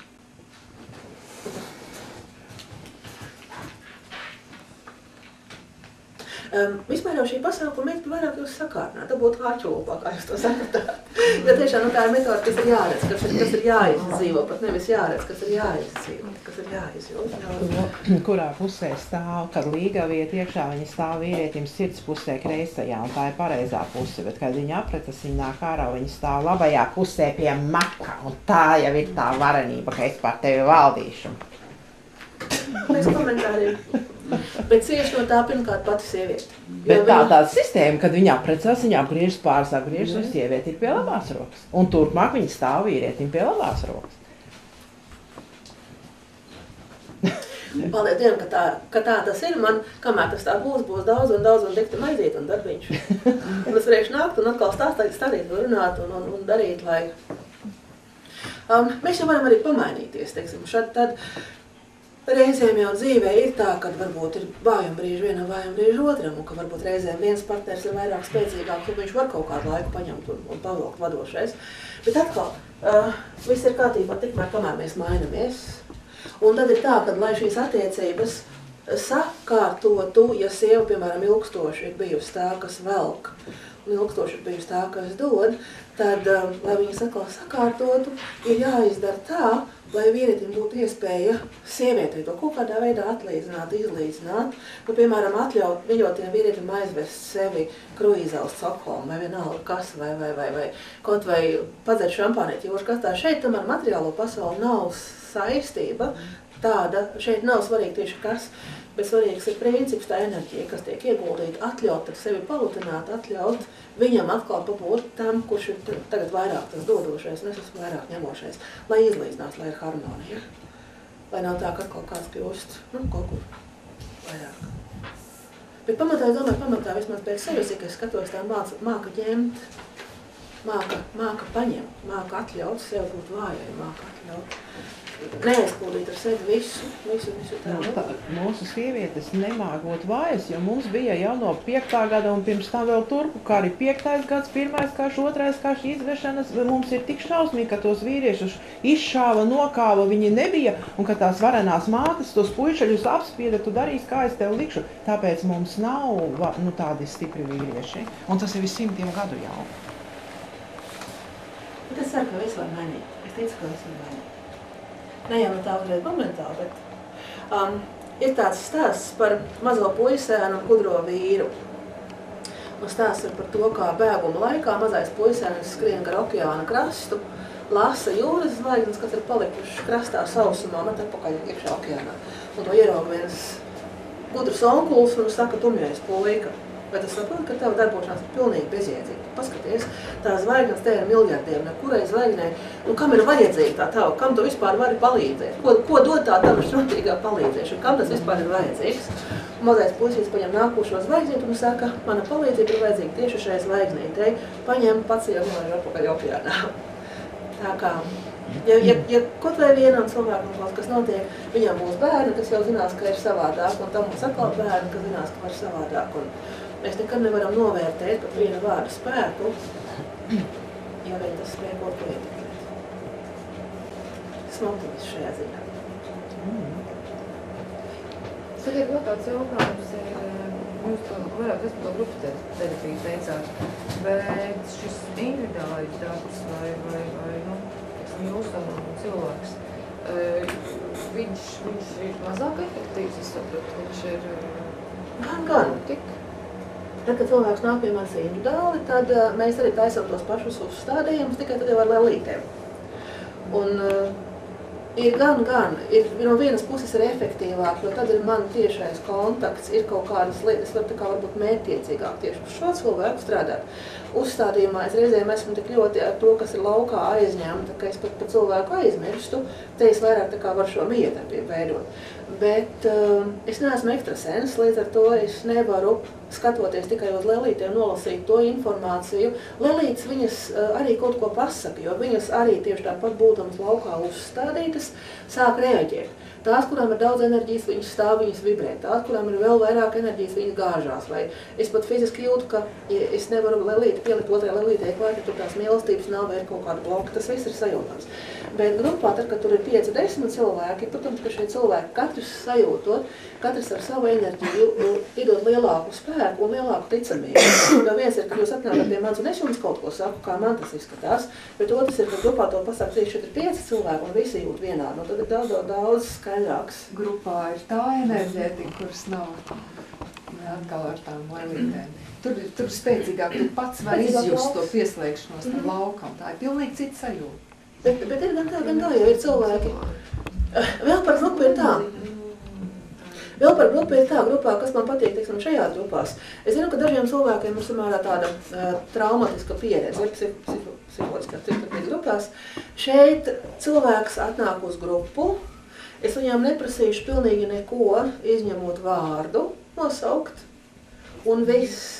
Ja cilvēks grib strādāt, tad, protams, viņam būs jāpastāsta drusciņi vairāk. Kaut gan arī reizēm ir tā, ka, ja cilvēks grib par kaut kādu problēmu, ko viņš negrib atklāt runāt, mēs uzliekam problēmu anonīmi, tāpēc, ka nestrādā jau šī, bet strādā šī vietiņa.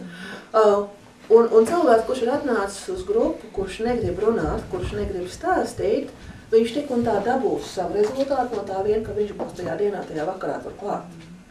Ja, tāpēc man šī metode patīk, un rezultāts ir visiem. Rezultāts ir tiem, kas ir tajā telpā. Man te nu pat atkal atnāca tā bilde, tas ir te kā ar vēju un kuģiem. Ja vien jūs iebraucat ar savu kuģi jūrā, tad vējš pūš visiem kuģiem. Viņš neizvēlās vienas buras, un ja vien jūs iesturēsiet savu ķermeni tur tajā telpā, kur notiek uzstādījums, tad lauks strādās priekš jums visiem.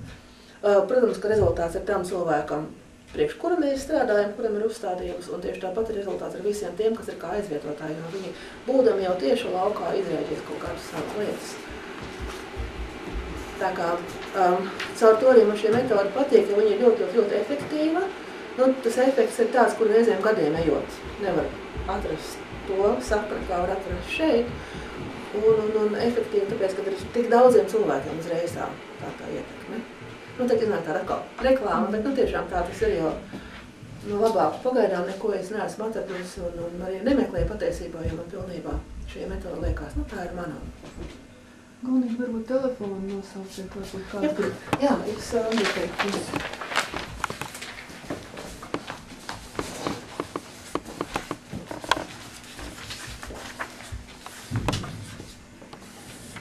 Divi 914 9909.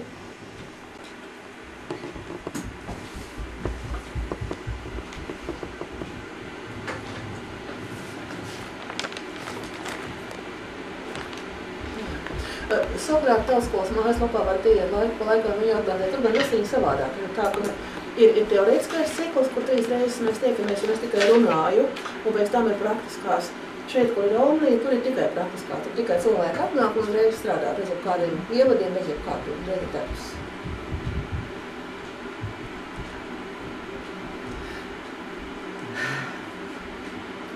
Paldies! Ievadot iekšā internetā Hellingera metodi vai metodi Rasta Novak, var lejupielādēt ārkārtīgi daudz materiālus. Ko tā viens vārdiņš Hellingers? Uzrakstīšu.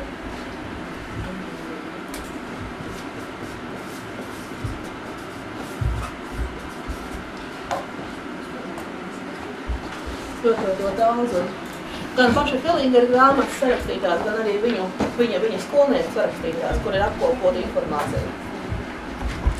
Jūs varat nosaukt vēlreiz to adresi, jūs teicāt Vecpilsētas 19 rītā, tas ir praktiskos nodarbības. Jā, tā ir ofisa māja. Ofisa māja, un tur 4. stāvā ir telpa šim centra Omnija, Vecpilsētas. Tas nav tas par rītā, tieši no. 19. Jā. 4. stāvs. Jā. Tas ir tur, kur 4 balti krekli. Tikai otrā ielas pusē un ieeja no Alberta laukuma puses. Kabinets tur nav, bet es tur būšu, un tur nekas izrītā nebūs, kā tikai mēs līdz ar to. Jūs kā nākat sargām pasaka kaut nodarbību, es jūs sagaidīšu. Bet tās būs tieši tās praktiskas. Arī tikai praksa, jā. Tikai praksa. Ir tā, ka viena 8 cilvēku grupiņa mani ir nopraktējuši nolīguši uz 4 svētdienām, un viņi, lai būtu vairāk cilvēku, piedāvā par ziedojumiem, tad tīri par simbolu samaksu, ko būs atļauties nākt un paskatīties un ziedoties. Kad jau uz tikšanās? Informācija nav daudz tagad. Noteikti.